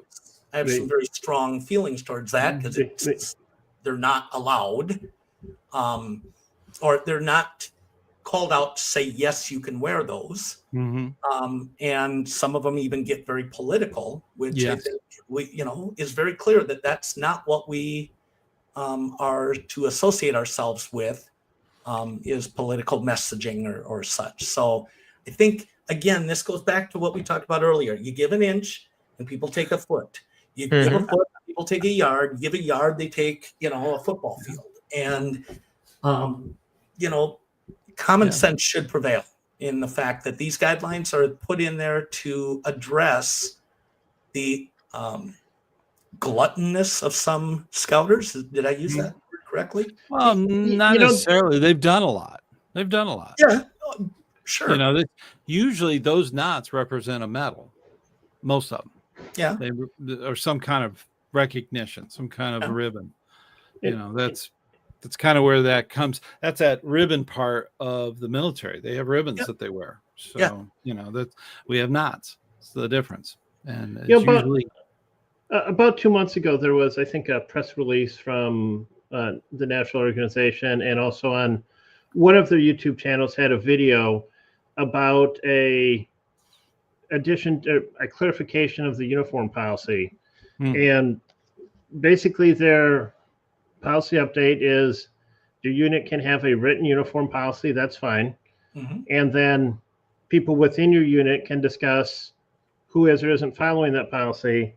But a key thing to this policy from National is that if someone's not in your unit, you're not to discuss what is or isn't right about their clothing unless there's a safety issue. True. And it's one of the, I think it was Aaron Durr and someone else on one of the official Scouting America YouTube channels. I don't recall the exact one, but I thought that was really well stated. We don't need someone telling someone from a different unit what they should or shouldn't be wearing, and that's a pretty uniform police. Yeah, exactly. That takes away from the mission of Scouting, doesn't add to it. So exactly, it's not friendly, courteous, or kind. Help me out, Matt, because I come from a military background, and it drives me up a wall that we have a guide that people choose not to follow, and I get it. I don't disagree that, you know. I think it's a great debate. This is wonderful. Yeah. Yes. It's like I'm of the mindset that the uniform is one of the methods of scouting, and that we should be following the guides that are set forth. And there can be some leeway in our interpretation of it, but that's just because, like, I'm a policy guy. That's what that big piece of paper is right there. And the whole thing of, like, should, must, wills, and haves. You know, like what, and when you even use the word guide, it's meant to, like you said, like it's meant to guide the person to the correct answer and to, you know, answer those questions that maybe aren't clearly written out. It's like, I'm not the uniform police like Stan, you know, is talking about, but I do see when kids are wearing things on their uniform that they shouldn't. I'm one who does go up to them and say, hey, that patch is, you know, was for a special occasion. So now, like, the next time that that you come out, like, I just want you to have this patch on because this is the event that we're going to. It's just a way of saying, like, we're all going to be on the same page. And I think that is obviously a thing of the military. So maybe it is a form of brainwashing, for lack of a better term.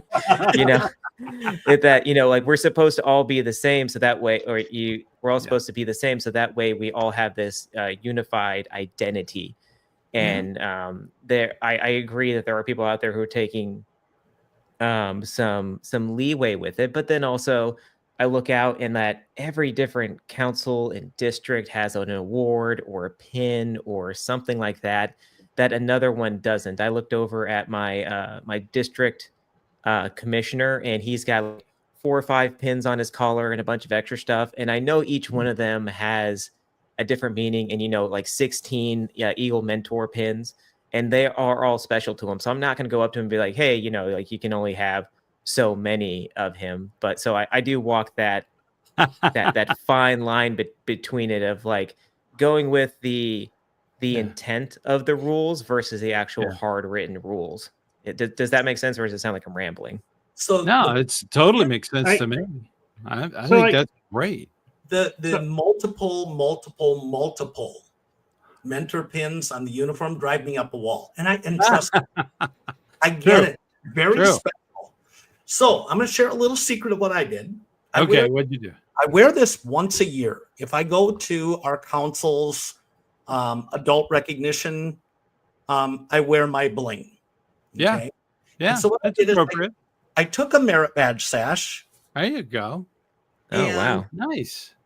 Let me see if I can unblur. That is a bunch.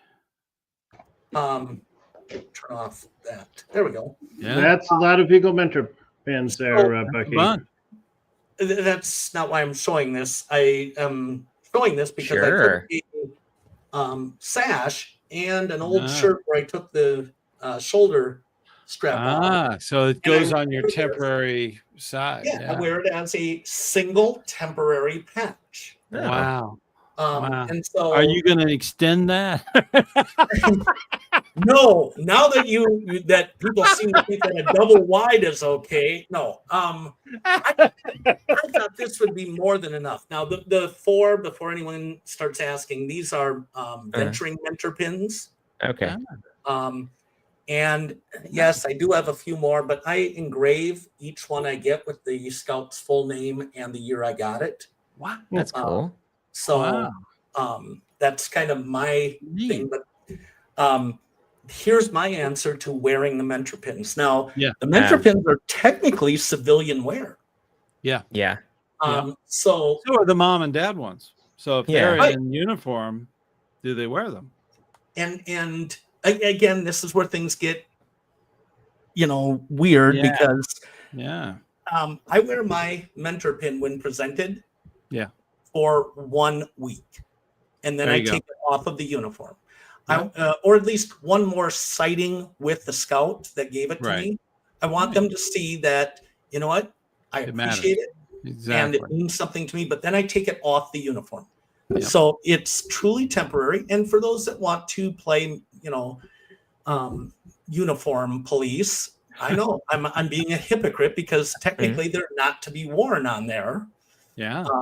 They are civilian wear, but I think when again, it goes back to that, let's give an inch, and people want to take a foot, and we're going to wear 3 of them. I've seen somebody that has mentor pins all the way around the back of their collar, and it's like, wow.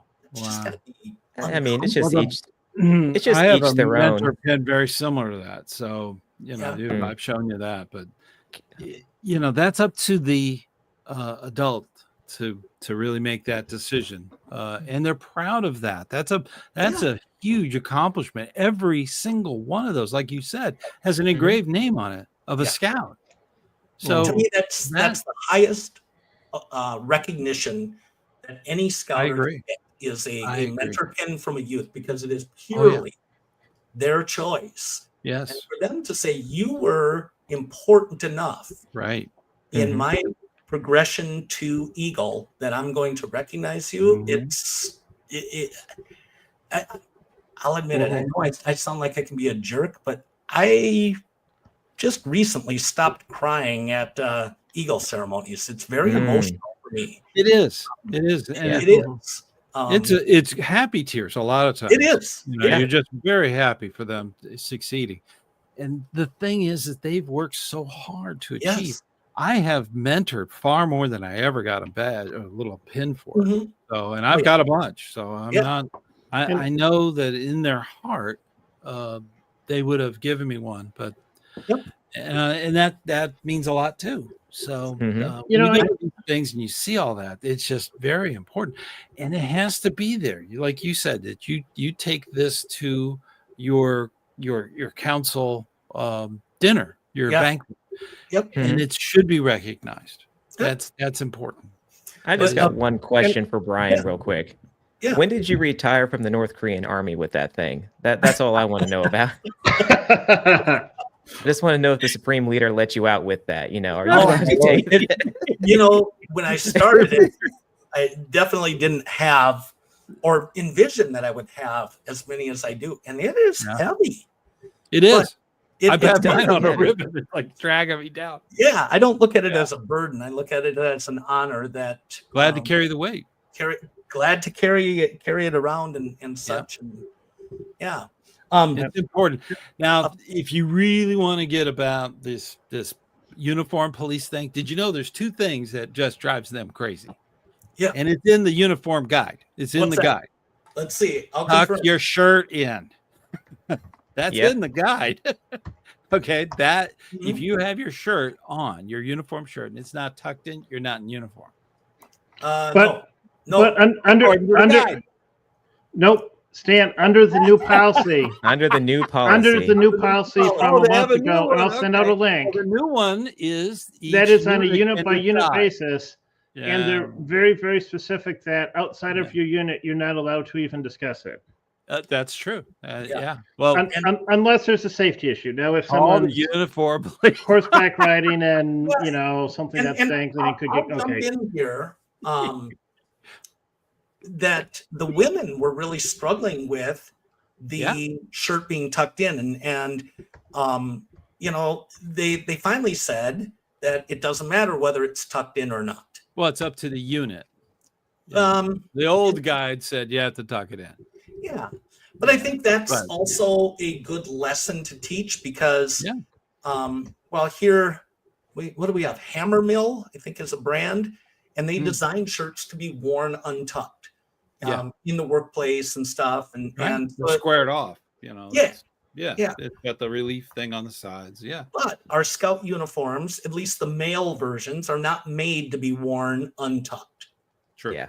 And so, you know, I think this is a part of our mentoring that we can do to say, look, tucking it in looks more professional.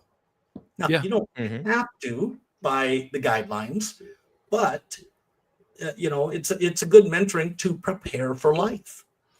You know, now the second one drives them crazy. What's that? Your handbook is part of your uniform. That drives them crazy. Yeah. No handbook, you're not in uniform. call those uniform police in. Relanto mentioned that female shirts aren't designed to be tucked in, so very good. Yep. In fact, this is the recently updated policy if someone wants to fantastic go get it. So and I put in the chat a little while ago the link to a video where they're discussing it on Scouting Magazine. So did I see somebody did something? You had a green thing that was up. I didn't really see what it was. Well, Relanto gifted 5 memberships near the beginning of the show. Right. And there was another one. We said thank you for doing that. He's just trying to spread his wealth. We appreciate that.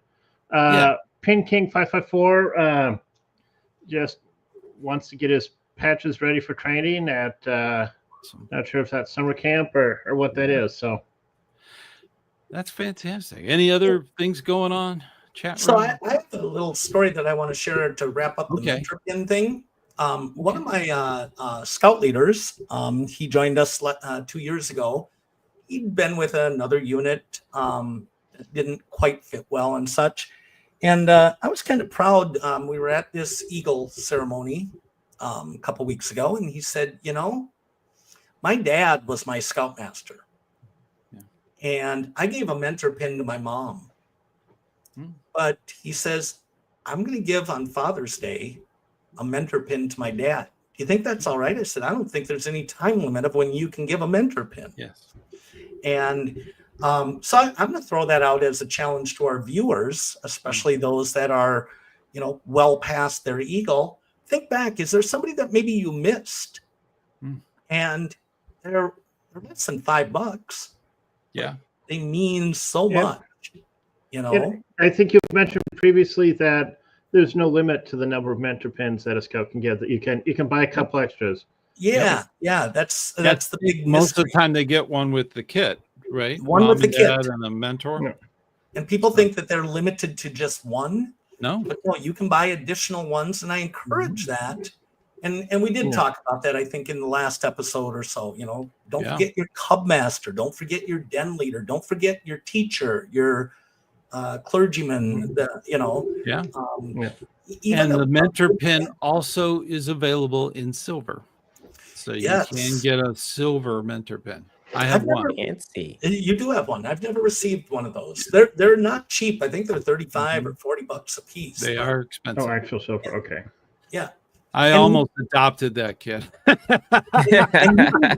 very proud of him. So. You can get the Eagle medal in sterling silver too. You do have to pay a little more, but that's available at the Scout shop as well.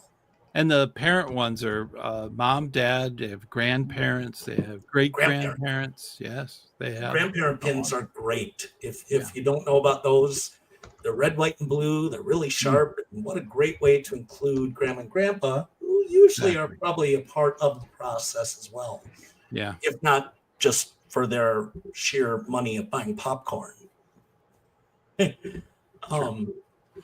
Well, I have one more announcement. I'm actually volunteered for the national meeting that's happening here in Orlando. Oh, nice. So I'll be out at the national meeting, holding doors for people, and basically, all the national councils and everything are going to be there. So I plan to go early. I'm working the evenings, so I'm planning to go early and actually do more in the showroom where they have all the tent vendors and all that kind of stuff. Awesome. So And, Stan, so you're going to see some surprise videos popping up for members of the channel. That's the other end.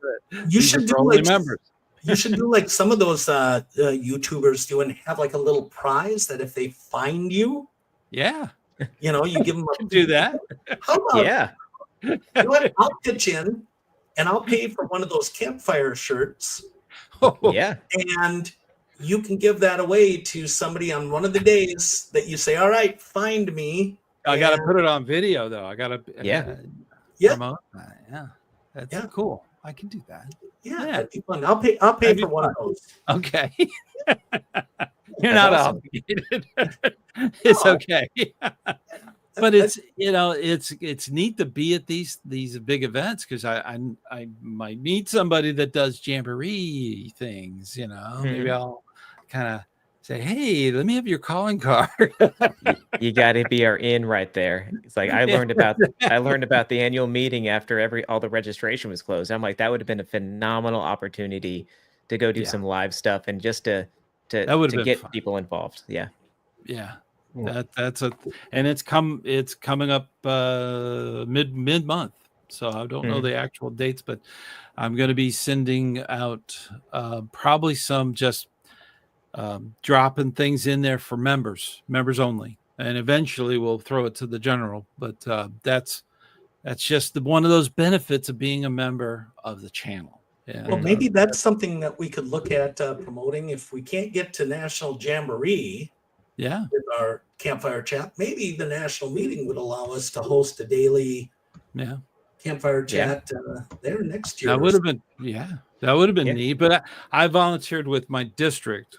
My district council basically asked for volunteers, and I jumped at the moment to do it. And so I'm going to be there.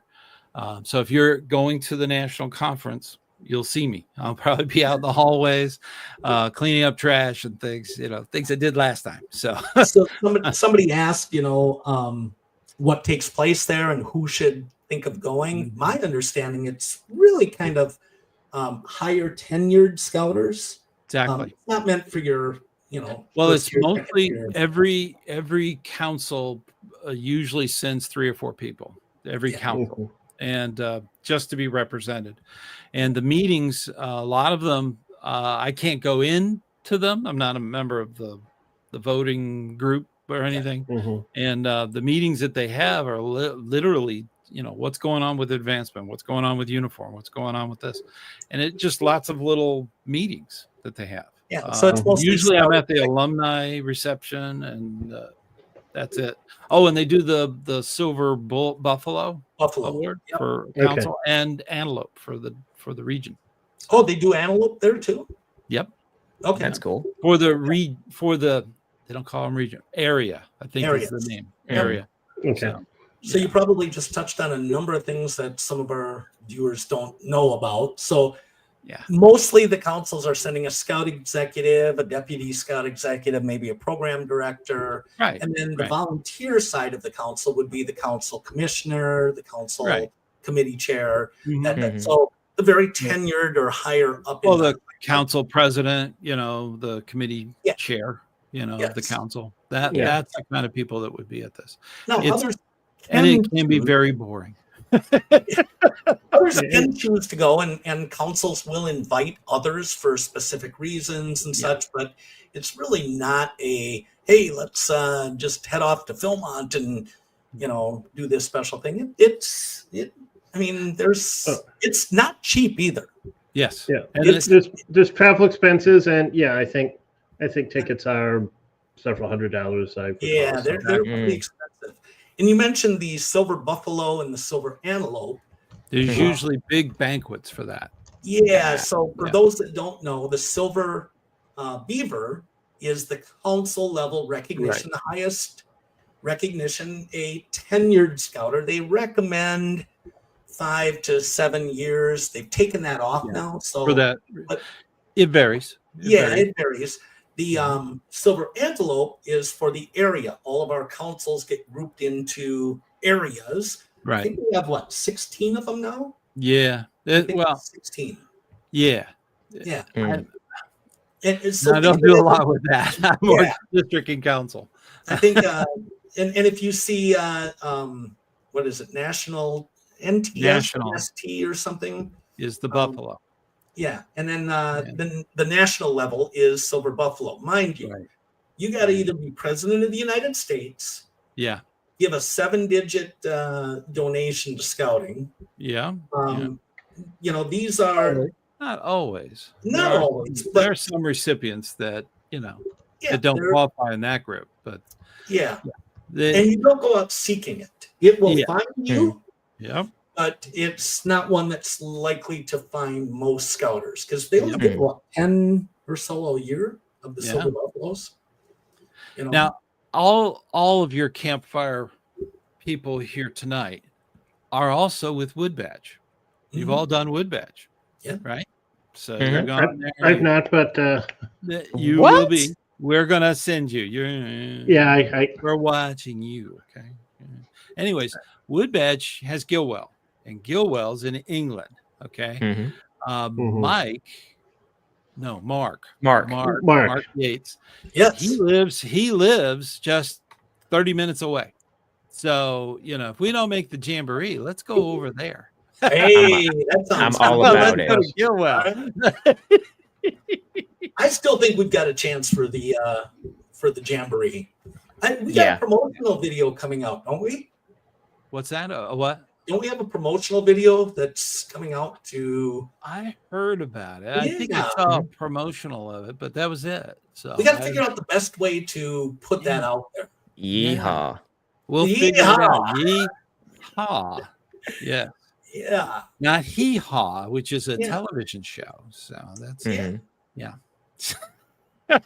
We'll have to figure out how we can put that out there. It's kind of an earworm. yeah. And It'll be fun. maybe Yeah. should we put it out next month and tell the story of how it came to be? Yeah, we could do Yeah. that. We could do that. Sure. Let's do that next month. We're gonna Okay. leave them hanging, right? Yeah. Yeah. Tune in for the debut of Yeah. something special. And Start that curiosity I mean gap. special. I get questions about your top 10 list. Oh, do you? I can start that up again. Yeah, start it up. Okay. That would be fun. there's a question I want to Sure. address here. George says, "Is there a defined training pathway for adults really Ooh. wanting to have a big impact?" And Mm. I'll let you guys answer that and talk about Wood Badge and such.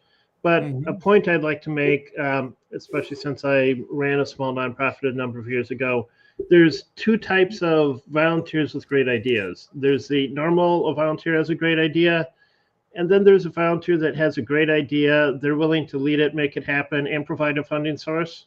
That's a whole different kind of great idea. Mhm. That's so a great way to put it. I like that one. If you want to have some impact, Guy, I would say make some things happen. Yeah. And Mike's speaking from his heart because he's really trying to do that right now in his council with Mhm. the merit badge Yeah. stuff. And Yeah. I know Yep. in my early days, there's a lot of blood, sweat, tears, and dollar bills going out to try and build that up. And Mhm. if persistence is probably the biggest thing to have the biggest impact. But Absolutely. True. And something I'm doing in my council is we have one of the scouters in our town that's an expert in something. Hey, we have some scouts that would really like to do architecture merit badge. Well, 2 assistant scoutmasters are architects. Can you Mhm. help us out here? And Natural. and a lot of times, even scouters that are very familiar, long-term scouters, they may just not really have in mind that, wow, yeah, how would I do this merit badge that I'm really passionate about? How would I connect with the council to get it on the scouting event website? Or how would we get more than 3 scouts there? And in the case of Architecture Merit Badge, I think we had 17 scouts come. You know, we had Nice. it on the council posted it, and Mhm. so Guy, I think I would make the challenge to you that I made to the parents at our troop last fall. There's 139 merit badges. I am sure that there are at least 2 merit badges on subjects that you're knowledgeable and passionate about.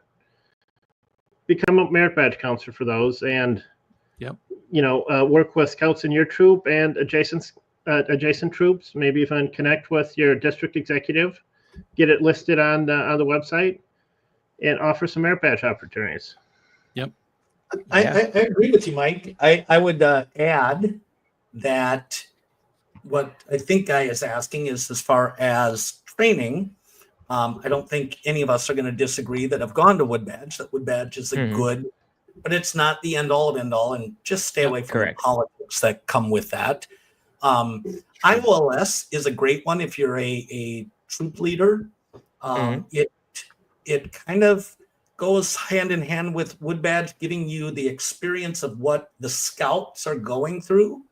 Yep. But to me, the most important and impactful is to continue training. Don't stop. Absolutely. Don't think that there's an end to training. And the best training is what we're doing here. It's the conversation and having the open conversation of saying, you know what, if I talk to people that have done it, that are going to be honest with us, and you trust us, we trust you, you're going to get great information. And make sure you have people that are humble enough to say, hey, I was wrong, and laugh at it. Because when you get people that get really stern with, nope, it's got to be this way and stuff. It's in the uniform guy. It's in the uniform guy, right? And again, there's a good example. It's a guide. So Stan, you kind of brought it back and around to say, look, there's not a rule on it. Yeah. It's not set in stone, but there are best practices, and we all are entitled to have stronger opinions. And now each unit gets to decide what parts of the guide is for them. Yeah. So that's great. Okay. Now one of the biggest training things that I gotta say it, because he was talking about continuous training, roundtable.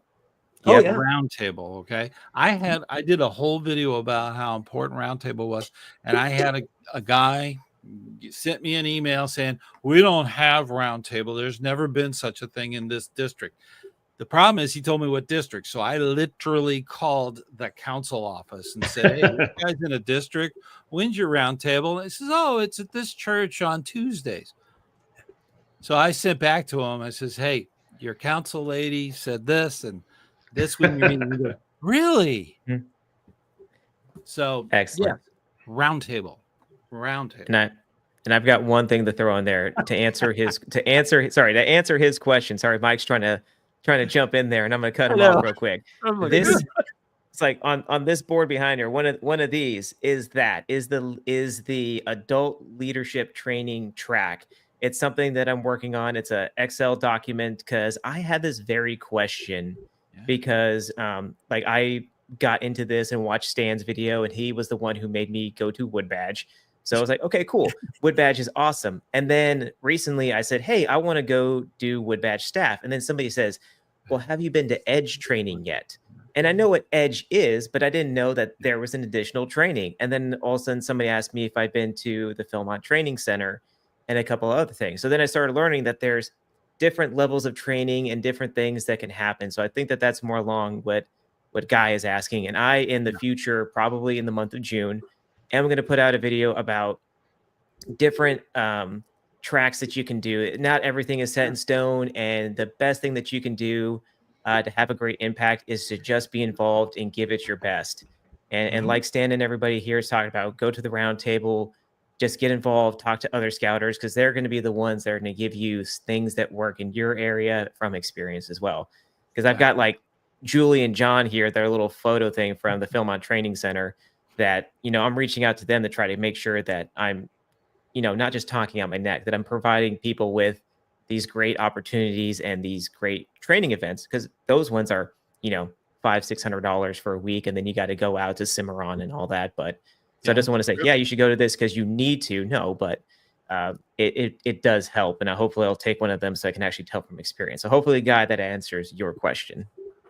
Yeah, I'll throw. Thank you for reminding me of a couple things. The University of Scouting is done in many councils. That's a great place to get continued training. I know our council, and there's nothing that says you can't go do training outside of your council. Yep. And or district. Oh yeah, absolutely. Yeah. Or state. I did wood badge in a completely different state because I was in Las Vegas at the time, and they were going to have one for like 2 years. So I went to my home council back in California, and they welcomed me with open arms. So yeah, you can go anywhere. And many councils, including mine, I'm a part of Northern Star Council. We for the last couple of years, a young lady that ran our University of Scouting had this concept of doing extension classes, running it like a university. And so there are random, well, I shouldn't say random, but regular online classes that you can sign up for, no cost, that cover topics from special needs to how to use Scout Book. That one's a big one. And such. But there's many other councils that offer these same sort of practices and such. So a little bit of research into the different councils and what their training offerings are could be a next step to keep that continuous training going on, because how they do scouting in Vermont is very different than how they do it in Alaska or Florida. Yeah. I had some scouts once, side notes, some scouts once come from Kodiak Island. They were a part of a troop in Anchorage. They were visiting Minnesota, visiting some families, and came to a merit badge day. And they said they only get to scout with their unit for about 2 months each year because their dad runs a resort out on Kodiak Island. And we have to remember, too, that online is something that is out there much more than we realize for not just our scouts, but for our leaders as well. Yeah. And online training's great, but the physical live training, that's wonderful. Yeah. And IOLS, basically for people that have never been in scouting before, gives them through all of the scout skills. They actually are first class at the end of that course. So that's the neat thing about that particular course. So definitely do what you can, and every scout deserves a fully trained leader.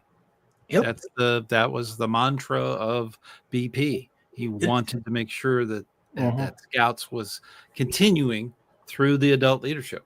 So that's a big deal. So. Hey, maybe we should ask for feedback when we answer these questions. So I'm going to start this because You'll get a thumbs up. Well, I'm always curious. Are we being received, or are they going, I heard that before and stuff? So well, a lot of that them helps. are just, let us know. Let us know. Let us know, because feedback's a gift. It is. They've heard that before. See, I have a challenge. I have a challenge. I'm already in the mood to start singing, Back to Go. We have on the live broadcast a lot of members and people that are attending the live broadcast, making comments every month. And something I guess I would like to mention, we've had a lot of viewers that I guess I don't recognize their names. So it looks like some new people are finding this live broadcast. So that's really great. It's because of Matt. Yeah, we kind of had we kind of had some discussion behind the show. On one hand, we want to I kind of like to put up a lot of comments and shout outs and acknowledge our viewers. And sometimes that works in the flow of the conversation. Sometimes it doesn't. But I really appreciate everyone that has joined the conversation today in the comment section and made this a more rich show. Thank you very much. Very much. Yes, that's, it's here. Okay. We're all around the campfire. We're all scouters, and we have our own experiences, our own things. We put up with Scoutmaster Bucky. No, I'm teasing him. You guys love me. somebody's And gonna Matt, somebody's gonna throw a comment in there that they love Scoutmaster Bucky because my endorphins are low. I need an endorphin boost. Somebody, Endorphins. please.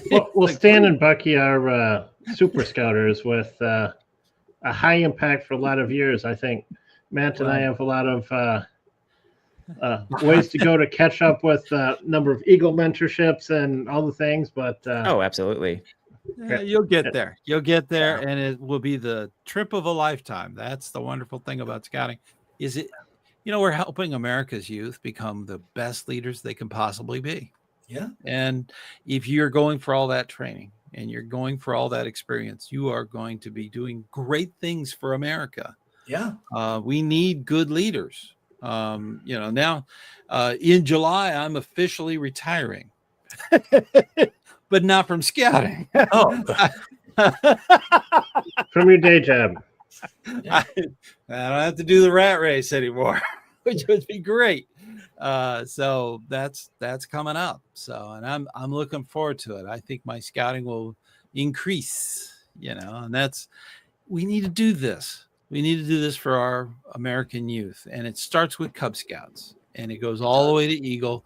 And then after they're Eagle, it's wonderful if they can move into the adult part of it, the leadership parts, whether it be Cub Scouts or troop or crew, Sea Scouts. It could be anything. So there's a lot to choose from. No disrespect, Stan. Sorry that Matt and I are Sure. laughing. Did you see the comment that Matt put into the? No, I didn't. What did he put in there? I want to know. I like the idea of Scoutmaster. I like the idea. You like an idea? I like the idea. Well, I'm not saying I like Scoutmaster Bucky. I just like the idea. I caught that. Since my kids and other scouts in my troop are fans of what Bucky does, let me just describe it as we're getting close to the end here. So Bucky kind of organizes roughly once a month during kind of the school year, a merit badge fair that is, approved by the council, but you're also not waiting for the council to organize it. You just take some initiative and get with other adults and scoutmasters and merit badge counselors, take some initiative, reserve a church for a Saturday or whatever location, and offer, I don't know, 15 to 25 merit badge classes, and 15, 16 usually a month. Okay. Yeah. There you go. But we're going to be starting up our online classes this summer again. Okay. And I limit those to 8 scouts. Whether it's myself or somebody else doing the merit badge, 8 is a reasonable number for managing scouts. Mm-hmm. And we've had great success with that. We started years ago with 15 and dwindled it down to 12 and then 10, but we found 8 to be a real good manageable number. And we'll start up in the fall, our monthly stuff. So thank you for the kind words about that and such.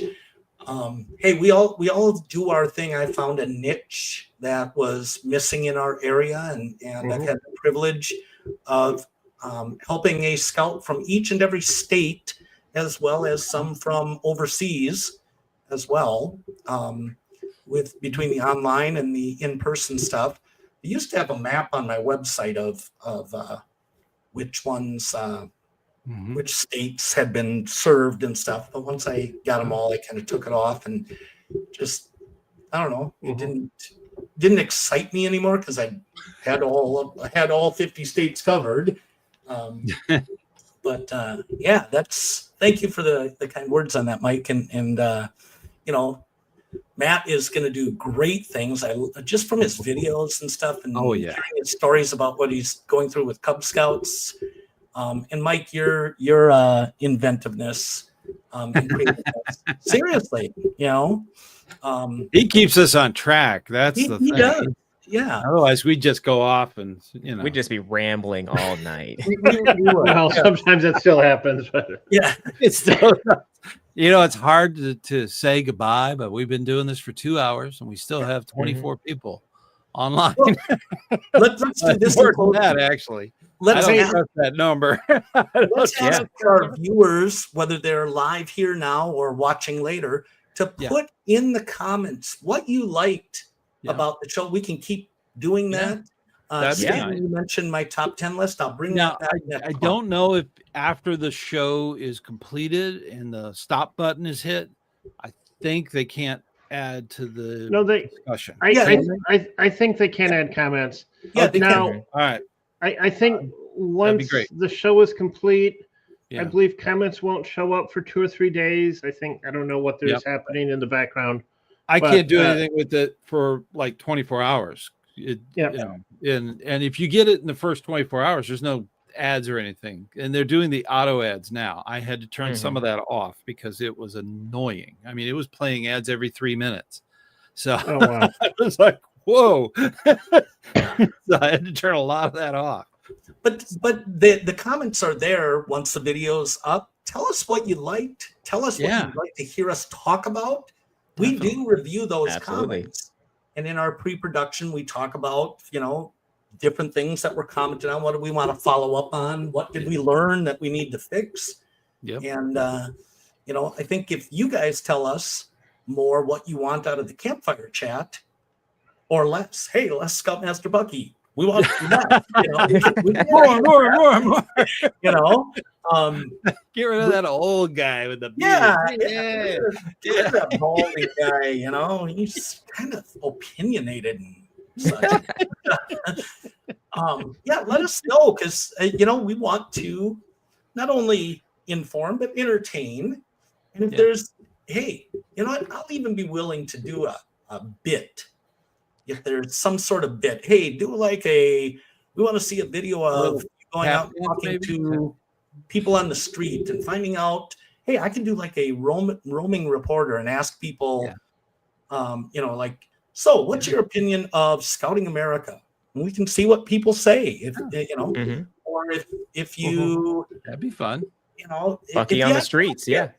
Bucky on the street. Bucky on the streets. Comedy. I'm getting too Excuse me, old. sir. I'll get in all kinds of trouble if I do that at the national meeting. I'll be like, of course I love it. I'm thinking it would be awesome if you did. Yeah, but that may. Yeah. Okay. Random interviews of random people, that would be very interesting. I'm not sure that they would go. Now, the one thing that I was going to bring up, didn't bring it up before we started.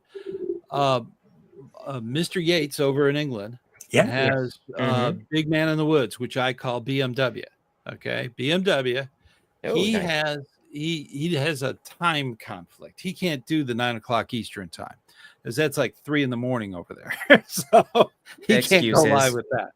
So just not a good. Now I've invited him. I told him if he's up in the middle of the night, But the thing is, he's a volunteer too. Okay, so they were all volunteers.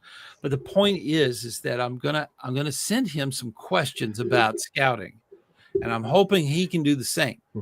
Because we're both in scouting, but the British program's slightly different than the American program.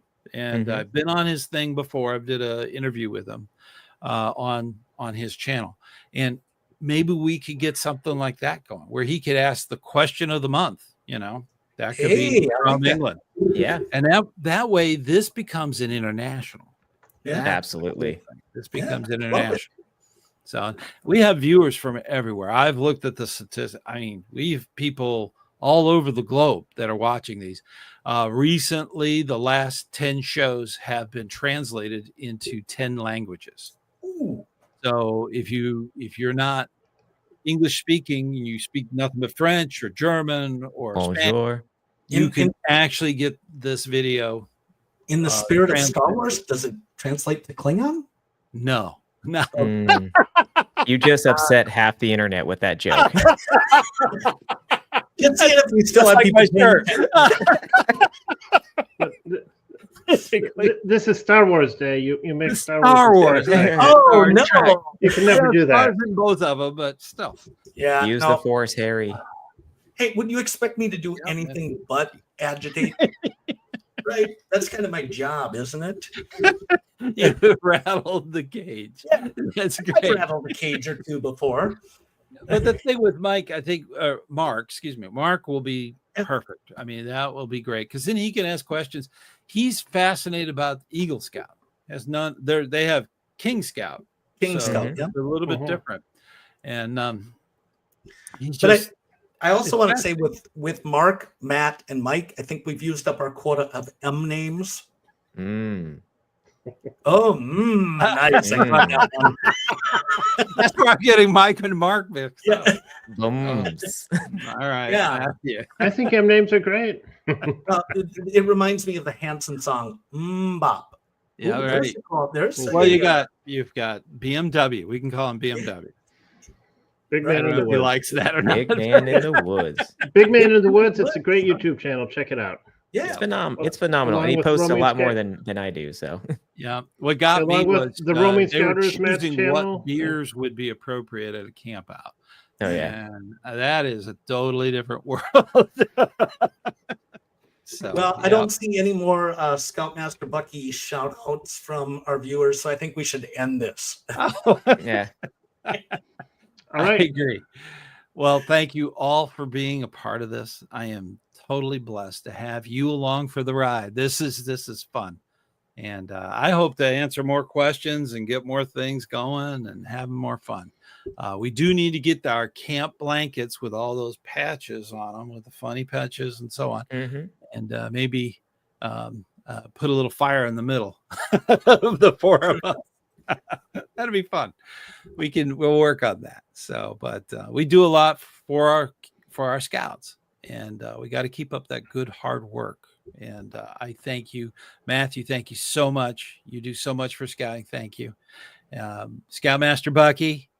We disagree, but I am so grateful that you're among us and having those debates, and that's fine. I like it. We agree 99%. You know what? I might agree with you. And Mike, if it wasn't for you, I don't think we could do this. So, thank you so much for joining us. Thank you so much for being a part of this. And we're going to hit the exit button, and I hope you have a great month. All right. So we'll see you all on the trail. Yep.